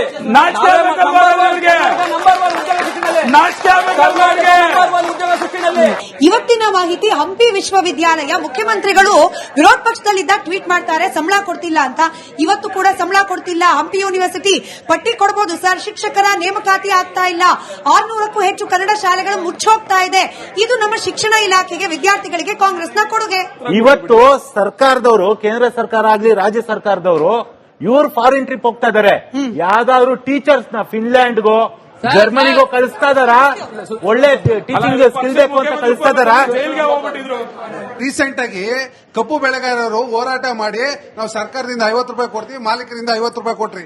ಇದುವರೆಗೂ 100 ಕೋಟಿ ರೂಪಾಯಿ ಸಾಲ ರೈತರು ಕೊಟ್ಟಿಲ್ಲ ಇನ್ನು ದುಡ್ಡು. ಅದ್ರಲ್ಲಿ ಬೇರೆ ಈ ಖಜಾನ ಖಾಲಿ ಅಂತೀರಾ. ಯಾವತ್ತು ಇದನ್ನೆಲ್ಲ ಮಾಡ್ತೀರಾ ನೀವು? ಭರವಸೆ ಕೊಟ್ಟು ಬಂದ್ರಲ್ಲ ರೈತರನ್ನ, ಏನು ಕಾಯ್ದೆಗಳನ್ನ ರದ್ದು ಮಾಡ್ತೀವಿ ಅಂದ್ರೆ ಅಲ್ಲಿ ಇದುವರೆಗೂ ರದ್ದು ಮಾಡಿದ್ರ? 3 ವರ್ಷ ಆಯ್ತು ನಿಮ್ ಸರ್ಕಾರ ಇಂಪ್ಲಿಮೆಂಟೇ ಆಗಿಲ್ಲ. ಬೇಡ, ಕರ್ನಾಟಕದ ಇಂಪ್ಲಿಮೆಂಟೇ ಇಲ್ಲ. ಎಲ್ಲಿ ರದ್ದು ಮಾಡಿದ್ರಿ? ಬರ್ತದೆ, ಇಂಪ್ಲಿಮೆಂಟೇ ಇಲ್ಲ. ನಂಬರ್ 1. ನಂಬರ್ 2, ನೀವು ಕಬ್ಬು ಬೆಳೆಗಾರರು ಕೇಳಲ್ಲ. ಕಬ್ಬು ಬೆಳೆಗಾರರಿಗೆ ಕರ್ನಾಟಕ ಸರ್ಕಾರ ತಮ್ಮ ಖಜಾನೆಯಿಂದ ಹಣವನ್ನ ಕೊಡ್ತೀವಿ ಅಂತ ಹೇಳಿ 50 ರೂಪಾಯಿ ಸೇರಿಸಿದ್ದಾರೆ. ಕೇಂದ್ರ ಸರ್ಕಾರದ 0 ಬರ್ತಾ ಇದೆ. ಅದ್ರ ಬಗ್ಗೆ ಚಿಂತೆ ಬೇಡ. ರಾಜ್ಯ ಸರ್ಕಾರ, ಕೇಂದ್ರ ಸರ್ಕಾರ 50 ರೂಪಾಯಿ ಕೊಟ್ಟಿಲ್ಲ. ನಾವು ರಾಜ್ಯ ಸರ್ಕಾರ ಮಾತ್ರ ಸತ್ಯ ಅಲ್ವಾ ಇದು? ಈಗ ಚಾಲೆಂಜ್ ಮಾಡ್ಬಿಡಿ. ಆತ್ಮಹತ್ಯೆ ಮಾಡ್ಕೊಂಡ ನಟರಾಜ್ ಗೌಡ್ರೆ, ಅನ್ಫಾರ್ಚುನೇಟ್ಲಿ ಆತ್ಮಹತ್ಯೆ ಮಾಡ್ಕೊಂಡ ಅವರು ಕೇಳಿಸ್ಕೊಳ್ಳಿ, ಆತ್ಮಹತ್ಯೆ ಮಾಡ್ಕೊಂಡ ರೈತರ ಕುಟುಂಬಗಳಿಗೆ ಪರಿಹಾರ ಕೊಟ್ಟಿಲ್ಲ ಸರ್. ಆ ಮಕ್ಕಳು, ರೈತ ಕುಟುಂಬದ ಮಕ್ಕಳು ಓದೋಕೆ, ವಿದ್ಯಾಭ್ಯಾಸಕ್ಕೆ ಸರ್ಕಾರದ ಕಡೆಯಿಂದ ಬರ್ತಾ ಇರೋ ದುಡ್ಡು ಬರ್ತಿಲ್ಲ. ಜಿಲ್ಲಾ ಕೇಂದ್ರಗಳಿಂದ ವರದಿ ಬರ್ತಿದೆ. ನಟರಾಜ್ ಗೌಡ್ರೆ, ಮಾಡ್ತಿರೋದು ಕಾಂಗ್ರೆಸ್ ಸರ್ಕಾರ, ಅಂದ್ರೆ ಜನರು, ಒಂದು ಉತ್ತರಕ್ಕೆ ಇನ್ನೊಂದು ಉತ್ತರ ನೀವು ಪ್ರಶ್ನೆ ಫಿಕ್ಸ್ ಮಾಡಿದ್ರಿ. ನೀವು ಕೇಳಿ, ನಾನು ರೈತರ ವಿಚಾರದಲ್ಲಿ ನಾನು ಏನ್ ಹೇಳಿದೆ? ಕಬ್ಬು ಬೆಳೆಗಾರರಿಗೆ ಕರ್ನಾಟಕ ಸರ್ಕಾರ 50 ರೂಪಾಯಿ ಕೊಟ್ಟಿದೆ ಅಡಿಷನಲ್ ಆಗಿ. ಆಯ್ತಾ? ಕೇಂದ್ರ ಸರ್ಕಾರ ಕೊಟ್ಟಿದ್ಯಾ? ಶೂನ್ಯ. ನಿಮಗೆ ಕೇಂದ್ರ ಸರ್ಕಾರ FRP ಫಿಕ್ಸ್ ಮಾಡೋದು, ಜನತೆಗೆ ನೀವೇನು ಕೊಡೋದಿಲ್ಲ. ಕರ್ನಾಟಕ ಸರ್ಕಾರ ನಿಮ್ಮ ಸರ್ಕಾರ 2023ನೇ ಬಂದಿದೆ. 40% ಕಮಿಷನ್ ಸರ್ಕಾರ ಅಂತ ಒಂದು ಸುಳ್ಳು ಭರವಸೆ ಕೊಟ್ಟು ಅದ್ರ ಮೇಲೆ ನಿಮ್ಮ ಸರ್ಕಾರ ಆಧಾರಿತ ಇದೆ. 40% ಕಮಿಷನ್ ಸರ್ಕಾರ ಬಿಜೆಪಿ ಅವರು ಮಾಡ್ಕೊಂಡಿದ್ದಾರೆ ಅಂತ ನೀವು ಒಂದು ಜುಡಿಷಿಯಲ್ ಕಮಿಷನ್ ಅಪಾಯಿಂಟ್ ಮಾಡಿ ಎಷ್ಟು ಜನನ ಅರೆಸ್ಟ್ ಮಾಡಿದಿರಾ, ಎಷ್ಟು ದುಡ್ಡು ರಿಕವರಿ ಮಾಡಿದಿರಾ ಅಂತ ನಂದು ಫಸ್ಟ್ ಪ್ರಶ್ನೆ. ಸೆಕೆಂಡ್ ಪ್ರಶ್ನೆ, ಅದೇ ಕಾಂಟ್ರಾಕ್ಟರ್ ಲಾಬಿ 40% ಹೇಳಿದ ತಕ್ಷಣ ನೀವು ಊರೆಲ್ಲ ಪೋಸ್ಟರ್ಸ್ ಹಾಕಿದ್ದೀರಾ. ಇವಾಗ ಅದೇ ಕಾಂಟ್ರಾಕ್ಟರ್ ಲಾಬಿ 60% ಅಂತ ಹೇಳ್ತಾ ಇದೆ. ಇವತ್ತು ನೀವು ಯಾಕೆ ಬ್ಯಾನರ್ಗಳು ಕಟ್ತಾ ಇಲ್ಲ 60% ನಮ್ ಸರ್ಕಾರ ಅಂತ? ಗುತ್ತಿಗೆದಾರರದು ಪ್ರಶ್ನೆ ಕೇಳಿದ್ರು. 40% ಅಂತ ಬ್ಯಾನರ್ ಕಟ್ತಾ ಇದ್ರಿ, 60% ಅಂತ ಬ್ಯಾನರ್ ಯಾಕೆ ಕಟ್ತಿಲ್ಲ ಇವಾಗ? Very good. ಗುತ್ತಿಗೆದಾರರು ನರೇಂದ್ರ ಮೋದಿಗೆ ದೂರು ಕೊಟ್ಟಿದ್ರು, ಬರೆದು ಈಗ ಕೊಟ್ಟಿಲ್ಲ ಅಂತನಾ? ಗುತ್ತಿಗೆದಾರರು ಸ್ವಲ್ಪ ಸತ್ತೋಗ್ಬಿಟ್ರು, ದಿವಂಗತರಾಗಿದ್ದಾರೆ. ಗುತ್ತಿಗೆದಾರ ಸಂಘದ ದೂರದು. ನಾವು ಅದಕ್ಕೆ ಹೌದು ತನಿಖೆ ಮಾಡಿದ್ವಿ, ತನಿಖೆ ಮಾಡಿಲ್ಲ, ಬಿಜೆಪಿ ಎದುರ್ಕೊಂಡ್ಬಿಟ್ರು. ಶಾಮೀಲಾಗಿದ್ರು ಬಿಜೆಪಿಗರು, ಆ ಕಳ್ಳತನದಲ್ಲಿ ಶಾಮೀಲಾಗಿದ್ರು, ಅದಕ್ಕೆ ಎದುರ್ಕೊಂಡ್ಬಿಟ್ಟು ತನಿಖೆ ಮಾಡಿಲ್ಲ. ನಾವು ತನಿಖೆ ಮಾಡಿದ್ವಿ, ನಮಗೆ ದೂರಿಲ್ಲ. ಯಾರೋ ಅಲಿಗೇಷನ್ ಮಾಡ್ತಾರೆ, ಬಿಜೆಪಿ ತರದವ್ರು ಯಾರೋ ಬಂದು ಅಲಿಗೇಷನ್ ಮಾಡ್ತಾರೆ. ತನಿಖೆ ಮಾಡಿದ್ರಲ್ಲ, ಎಷ್ಟು ಜನ ಒಳಗೆ ಹಾಕಿದ್ರಿ ಅಂತಾನು ಕೇಳಿದ್ರು. ಪಾಪ ಅದ್ರ ಅಧ್ಯಕ್ಷರು ಸತ್ತೋಗ್ಬಿಟ್ಟು ದಿವಂಗತರಾದ್ರು, ಸಾಕ್ಷ್ಯ ಕೊಡ್ಬೇಕಾದಂತ ಸತ್ತೋಗ್ಬಿಟ್ರು, ಅದ್ರ ಉಪಾಧ್ಯಕ್ಷರು ಕೂಡ ಸತ್ತೋಗ್ಬಿಟ್ರು. ಆಯ್ತಾ, ದುರಂತ ಆಯ್ತು. ಆದ್ರೂ ಕೂಡ ಆ ವರದಿಲಿ ಏನಿದೆ ಅದರೊಳಗೆ ಪಾಯಿಂಟ್ ಔಟ್ ಮಾಡಿದ್ದಾರೆ ಯಾವ್ಯಾವ ಅಧಿಕಾರಿಗಳು ಯಾವ ಭಾಗಿಯಾಗಿದ್ದಾರೆ, ಪಾಯಿಂಟ್ ಔಟ್ ಮಾಡಿದ್ದಾರೆ ತನಿಖೆಯಲ್ಲಿ. ಸೊ ಐಟಿನ ಉಳಿಸ್ಕೊಳ್ಳೋದಕ್ಕಾಗ್ತಿಲ್ಲ ಕರ್ನಾಟಕ ಸರ್ಕಾರದ ಕೈಯಲ್ಲಿ. ಯಾಕೆ ಅಂತಾರೆ, ಎಷ್ಟೊಂದು ಕಂಪ್ನೀಸು ಬ್ಯಾಂಗ್ಳೂರ್ ಬಿಟ್ಟು ಹೋಗೋ ಮಾತಾಡ್ತಿದ್ದಾರೆ. ಒಂದು ರಸ್ತೆ ಕರೆಕ್ಟ್ ಆಗಿಲ್ಲ, ಆ ರೋಡ್ ಕರೆಕ್ಟ್ ಆಗಿಲ್ಲ, ಮತ್ತೆ ಬಸ್ಸಸ್ ಅಲ್ಲಿ ಜಾಗ ಸಾಕಾಗ್ತಿಲ್ಲ. ಶಕ್ತಿ ಯೋಜನೆ ಅಂತ ತಗೊಬಂದ್ರಿ, ಇನ್ಫ್ರಾಸ್ಟ್ರಕ್ಚರ್ ನ ಬಿಲ್ಡ್ ಮಾಡೋದಕ್ಕೆ ನಿಮ್ ಕೈಯಲ್ಲಿ ಆಗ್ತಾ ಇಲ್ಲ. ಬಸ್ಸಸ್ ನ ನಂಬರ್ ಆಫ್ ಕೌಂಟ್ ಇದ್ ಮಾಡೋದಕ್ಕೆ ಆಗ್ತಿಲ್ಲ. ಅವೈಜ್ಞಾನಿಕವಾಗಿ ನೀವು ತಗೊಬಂದ್ರಿ, ಅನ್ಸೈಂಟಿಫಿಕ್ ಆಗಿ ಅಷ್ಟು ಜನ ಇದ್ದಾರೆ, ಅಷ್ಟು ಜನ ಬಸ್ ಅಲ್ಲಿ ಬರ್ತಾರೆ ಅಂತಾರೆ, ಒಂದು ಬೇಸಿಕ್ ಮ್ಯಾಥ್ ಮಾಡೋದಕ್ಕೆ ಆಗಿಲ್ಲ ನಿಮ್ ಕೈಯಲ್ಲಿ. ಮೆಟ್ರೋ ನೋಡಿದ್ರೆ ಮೆಟ್ರೋ ಪ್ರೈಸ್ ಹೆಚ್ಚು ಮಾಡಿ ಕೂತಿದ್ದೀರಾ. ಎಲ್ಲಾ ಕಡೆಯಿಂದನೂ ಒಂದು ಐಟಿ ಸೆಕ್ಟರ್ ನ ಉಳಿಸ್ಕೊಳ್ಳೋದಕ್ಕೆ ಆಗ್ತಿಲ್ಲ ಅಂತ ಅಂದ್ರೆ, ಒಂದು ಮೇಜರ್ ಒಂದು ಎಕಾನಮಿಗೆ ಕೊಡೋ ಒಂದು ಆದಾಯ ಕೊಡೋ ಒಂದು ಸಂಸ್ಥೆನ ಉಳಿಸ್ಕೊಳ್ಳೋದಕ್ಕೆ ಆಗ್ತಿಲ್ಲ ಅಂತಂದ್ರೆ ನಿಮ್ ಸರ್ಕಾರ ಫೇಲ್ಯೂರ್ ಆಗಿದ್ಯಾ? ಸರಿ, ವಿದ್ಯಾರ್ಥಿಗೊಂದು ಕೇಳಿ ಸರ್, ಕಂಬೈನ್ ಮಾಡಿ ಉತ್ತರ ಕೊಡಿ. ಸರ್ ನಮಸ್ತೆ. ಕುತ್ಕೊಳ್ಳಿ, ಕಾಣಿಸಲ್ಲ ಕ್ಯಾಮ್ರಾದ. ಸರ್, ಇವಾಗ ನೀವು ಬರೀ ಕೇಂದ್ರ ಸರ್ಕಾರ ಅಂತ ಹೋಗ್ತೀರಾ ಸರ್. ಇವಾಗ ನಮ್ಮ ರಾಜ್ಯದಲ್ಲಿ ಯಾವುದೇ ರೀತಿಯಾದಂತ ಉದ್ಯೋಗ ದೊರೆತಿಲ್ಲ. ನೀವು ಯಾವುದೇ ಯಲಂಕದಲ್ಲಿ ಪ್ರೈವೇಟ್ ಕಂಪನಿ ಕೊಟ್ಟಿರೋ ಜಾಬ್ನ ನಮ್ಮ ಸ್ಟೇಟ್ ಗೌರ್ಮೆಂಟ್ ಹೋಲಿಸ್ತಾ ಇದ್ದೀರಾ. ನಿಮ್ ಗೌರ್ಮೆಂಟ್ ಇಂದ ಎಷ್ಟು ಜನಕ್ಕೆ ಎಷ್ಟು ಕೆಲಸ ಕೊಟ್ಟಿದ್ದೀರಾ? ಹಾಗಾಗಿ ಮತ್ತೆ ಆರೋಗ್ಯ ಆಸ್ಪತ್ರೆಯಲ್ಲಿ ಯಾವುದೇ ರೀತಿಯಾದಂತ ಔಷಧಿ ಏನು ದೊರಕ್ತಾ ಇಲ್ಲ. ಇವಾಗ ನಾವು ಹಾಸ್ಪಿಟಲ್ಗೆ ಹೋಗ್ಬೇಕಾದ್ರೆ ನಾವ್ ಹೆಂಗ್ ಹೋಗ್ಬೇಕು? ಬಡ ಜನರು ನಮ್ ಕಡೆ ಭಾಗದಲ್ಲೆಲ್ಲ ಏನು ಉದ್ಯೋಗ ಇಲ್ಲ, ಏನಿಲ್ಲ, ರಸ್ತೆ ಇಲ್ಲ, ಏನಿಲ್ಲ, ಬೇಸಿಕ್ ನೀಡ್ಸ್ ಸಿಗ್ತಾ ಇಲ್ಲ. ಕರ್ನಾಟಕದ ಬಿಟ್ರೆ ಅತಿ ಹೆಚ್ಚು ಕನ್ನಡಿಗರು ಇರೋದು ಹೊಸೂರು ಪ್ರಾಂತ್ಯದಲ್ಲಿ. ಅಲ್ಲಿ ಏನ್ ಮಾಡಿದೆ ಅಂದ್ರೆ, ಕಳೆದ 4 ತಿಂಗಳಿಂದ ಒಂದು ಮಾಸ್ಟರ್ ಪ್ಲಾನ್ ಹಾಕಿ 40,000 ಎಕರೆಯನ್ನ ಕನ್ನಡಿಗರಿಂದ 3 ಲಕ್ಷಕ್ಕೆ ತಗೊಂಡು 10 ಕೋಟಿಗೆ ಮಾರ್ತಾ ಇದೆ. ಅದು ಹೆಂಗೆ ಅಂದ್ರೆ, ಗೈಡೆನ್ಸ್ ವ್ಯಾಲ್ಯೂ 3 ಲಕ್ಷ, ಅದಕ್ಕೆ ತಗೊಂತೀವಿ, ನಾವು ಮಾರ್ಕೆಟ್ ವ್ಯಾಲ್ಯೂ ತಗೊಳ್ಳಿಲ್ಲ ಅಂತ ಹೇಳ್ತಾರೆ. ಅದರಿಂದ ಏನಾಗಿದೆ ಅಂದ್ರೆ, ಕನ್ನಡಿಗರು 4 ತಿಂಗಳಿಂದ ಅಹೋರಾತ್ರಿ ಧಾರಣೆ, ಪ್ರತಿಭಟನೆ, ಹೋರಾಟ ಮಾಡ್ತಾ ಇದ್ದಾರೆ. 6 ಸೆಮ್ ಅಲ್ಲಿ ಫಸ್ಟ್ ಸೆಮ್ಗೆ ಟೀಚರ್ಸ್ ಗೆಸ್ಟ್ ಲೆಕ್ಚರ್ಸ್ ಬರಲ್ಲ. ರಿಲೀವ್ ಮಾಡ್ತೀರಾ, ಪ್ರತಿ ವರ್ಷ ರಿಲೀವ್ ಮಾಡ್ತೀರಾ, 1 ವರ್ಷಕ್ಕೆ ರಿಲೀವ್ ಮಾಡ್ತೀರಾ. ಆದ್ರೆ ಅವ್ರನ್ನ ತಗೊಳ್ಳೋದೆಷ್ಟಕ್ಕೆ? 4 ತಿಂಗಳಾದ್ಮೇಲೆ. ಇನ್ನು 2 ತಿಂಗಳು ಏನ್ ಸರ್ ಪಾಠ ಮಾಡ್ತಾರ ಅವ್ರು ನಮ್ಗೆ? 2 ತಿಂಗಳಲ್ಲಿ ಸಿಲೆಬಸ್ ಮುಗಿಸಲ್ಲ. ಪ್ರತಿ 6 ತಿಂಗಳಿಗೆ ಒಂದೊಂದು ಸೆಮ್ ಇರೋದು. ಅದ್ರಲ್ಲಿ 3 ವರ್ಷದಲ್ಲಿ 6 ಸೆಮ್ ಅಲ್ಲಿ 3 ಸೆಮ್ ಸರಿಯಾಗಿ ಪಾಠ ಮಾಡಲ್ಲ. ಏನಕ್ಕೆ ಸರ್ ಲೇಟ್ ಆಗಿ ತಗೋತೀರ ಅವ್ರನ್ನ? ಈಗ ಬೆಂಗಳೂರಿನಲ್ಲಿ ಲ್ಯಾಂಡ್ ಅವೈಲಬಲ್ ಇಲ್ಲ. ಕೆಲವು ಐಟಿ ಕಂಪನಿಗಳು ಬೆಂಗಳೂರಿನಲ್ಲೇ ಲ್ಯಾಂಡ್ ಬೇಕಂದ್ರೆ ಆಗೋದಿಲ್ಲ. ನಾವು ಅದಕ್ಕೇನೆ ದೊಡ್ಡಬಳ್ಳಾಪುರ ಕ್ವೀನ್ ಸಿಟಿ ಮಾಡಿದೀವಿ, ಆದಿನಾರಾಯಣ ಹೊಸಹಳ್ಳಿ ದೇವನಹಳ್ಳಿ ಮಾಡಿದೀವಿ, ಏರೋಸ್ಪೇಸ್ 1, 2 ಮಾಡಿದೀವಿ, ಆದಿನಾರಾಯಣ ಹೊಸಹಳ್ಳಿ 2 ಮಾಡ್ತಾ ಇದೀವಿ. ಬಿಯಾಂಡ್ ಬೆಂಗಳೂರು ಅಂತ ಹೇಳಿ ಇಡೀ ರಾಜ್ಯದಲ್ಲಿ ಕೊಡ್ತಾ ಇದೀವಿ. ತುಂಬಾ ಕಂಪನಿಗಳು ಅವೆಲ್ಲ ಇವರೇನು ಸುಳ್ಳೋದ್ರು. 10,50,000 ಕೋಟಿ ರೂಪಾಯಿ ನಮಗೆ ಪ್ರಾಮಿಸ್ ಬಂದ್ರು ಕೂಡ 7.5 ಲಕ್ಷ ಕೋಟಿ ರೂಪಾಯಿ ನಮಗೆ ಇನ್ವೆಸ್ಟ್ಮೆಂಟ್ ಬಂದಿದೆ 2.5 ವರ್ಷಗಳಲ್ಲಿ. ಗೆಸ್ಟ್ ಲೆಕ್ಚರ್ 33,000 ಅತಿಥಿ ಉಪನ್ಯಾಸಕರನ್ನ ಸರ್ಕಾರ ಕಂಟಿನ್ಯೂ ಮಾಡಿದೆ, ಕೆಲವರನ್ನ ಹೊಸದಾಗಿ ತೆಗೆದುಕೊಂಡಿದೆ, ಯಾರನ್ನು ರಿಲೀವ್ ಅಂತೂ ಮಾಡಿರ್ಲಿಲ್ಲ. ಇಲ್ಲ ಇದು ಮುಖ್ಯಮಂತ್ರಿಗಳ ಗಮನಕ್ಕೆ ತಂದು, ಯಾಕಂದ್ರೆ ಹೊಸೂರು ಕನ್ನಡಿಗರು ಕೂಡ ನಮ್ಮ ಜನ, ಅಲ್ಲಿನ ರೈತರು ಐತಿಹಾಸಿಕವಾಗಿ ಅವರು ಕನ್ನಡಿಗರು ಯಾವತ್ತೂ ಕೂಡ ಕರ್ನಾಟಕದವರಾಗಿದ್ರು, ಭೌಗೋಳಿಕವಾಗಿ ಇವಾಗ ಆಚೆ ಕಡೆ ಇದ್ದಾರೆ ಅಷ್ಟೇನೆ. ಅವರ ಸಪೋರ್ಟ್ಗೆ, ಅವರ ಬೆಂಬಲಕ್ಕೆ ಸರ್ಕಾರ ನಿಂತ್ಕೊಂತದೆ. ಮಾನ್ಯ ಸಿದ್ದರಾಮಯ್ಯನವರಿಗೆ ನಾನು ಇದನ್ನು ಗಮನ ತರ್ತೀನಿ. ನಮ್ಮ ರಾಜ್ಯದಲ್ಲಿ ಕನ್ನಡಿಗರು ಏನು ಕನ್ನಡ ಶಾಲೆ ಮಕ್ಕಳಿದಾರಲ್ಲ, ಅವರೆಲ್ಲ ಇಲ್ಲಿ ಕೆಲವರೆಲ್ಲ ಕೂತಿದ್ದಾರೆ. 767 ಶಾಲೆಗಳನ್ನ ನೀವು ಬಿಗ ಹಾಕಿದ್ರಲ್ಲ, ಇದಕ್ಕೆ ನಿಮ್ಮ ಉತ್ತರ ಏನು ಸರ್? ಈ ನಮ್ಮ ಕಾಂಗ್ರೆಸ್ ಸರ್ಕಾರದಲ್ಲಿ ಯಾವುದೇ ಭ್ರಷ್ಟಾಚಾರ ಇಲ್ಲ, ಶೂನ್ಯ ಅಂತ ಹೇಳಿದ್ರಿ. ಇವಾಗ ಆಹಾರ ಇಲಾಖೆಯಲ್ಲಿ ಒಂದು ರೇಷನ್ ಕಾರ್ಡ್ BPL ಕಾರ್ಡ್ ಮಾಡ್ಲಿಕ್ಕೆ 10,000 ತಗೊಳ್ತಾ ಇದ್ದಾರೆ. ನಮ್ಮ ಸ್ನೇಹಿತರೆ 2 ಅರ್ಜಿ ಹಾಕಿದ್ದಾರೆ. ಇವಾಗ 5,000 ಕೊಡ್ಬೇಕು, ನೀವು ಕಾರ್ಡ್ ಕೊಟ್ಟಾದ್ಮೇಲೆ 5,000 ಕೊಡ್ಬೇಕು ಅಂತ ಹೇಳ್ಬಿಟ್ಟು 2 5,000 ಕೊಟ್ಟಿದ್ದಾರೆ ಸರ್. ಇದಕ್ಕೆ ನಿಮ್ಮ ಉತ್ತರ? ಕನ್ನಡ ಶಾಲೆಗಳನ್ನ ಉಚಿತ ಮತ್ತೆ ಕಡ್ಡಾಯ ಶಿಕ್ಷಣ ತೆಗೆದುಕೊಂಡು ಬಂದ ಮೇಲೆ ಬಹಳಷ್ಟು ಮಕ್ಕಳು ಸಮೀಪದ ಯಾವುದೇ ರೀತಿಯ ಖಾಸಗಿ ಶಾಲೆ, ಎಷ್ಟೇ ದೊಡ್ಡ ಶಾಲೆ ಇದ್ರೂ ಕೂಡ ಅದಕ್ಕೆ ವಿದ್ಯಾರ್ಥಿಗಳು ಹೋಗಿ ಸೇರ್ಕೊಬಹುದು. ಹಾಗಾಗಿ ಕೆಲವು ಸರ್ಕಾರಿ ಶಾಲೆಗಳಲ್ಲಿ ವಿದ್ಯಾರ್ಥಿಗಳ ಕಡಿಮೆ ಆಗಿದೆ. ಆದ್ರೂ ಕೂಡ ಅದನ್ನು ಮುಚ್ಚಬಾರದು, ಕೆಲವನ್ನ ಮರ್ಜು ಮಾಡಬೇಕು ಅಂತ ಹೇಳಿ ತೀರ್ಮಾನ ಮಾಡಿದ್ದಾರೆ. ಕಳೆದ ಸರ್ಕಾರದಲ್ಲೂ ಕೂಡ ಇದೇ ರೀತಿ 2019ರಿಂದ 23ವರೆಗೆ ಸುಮಾರು 1400 ಶಾಲೆಗಳು ಕ್ಲೋಸ್ ಆದ್ರೂ ಕೂಡ ಆ ಪ್ರಾಪರ್ಟಿಯನ್ನು ಸರ್ಕಾರನೇ ಉಳಿಸಿಕೊಂಡು ಅಲ್ಲಿ ಏನಾದ್ರು ಬೇರೆ ಕೆಲಸ ಮಾಡಬಹುದಾ, ಅಂಗನವಾಡಿ ಮಾಡಬಹುದಾ, ಬೇರೆ ಮಾಡಬಹುದಾ ಅಂತ ಹೇಳಿ ತೀರ್ಮಾನ ಮಾಡ್ತಾ ಇದೆ.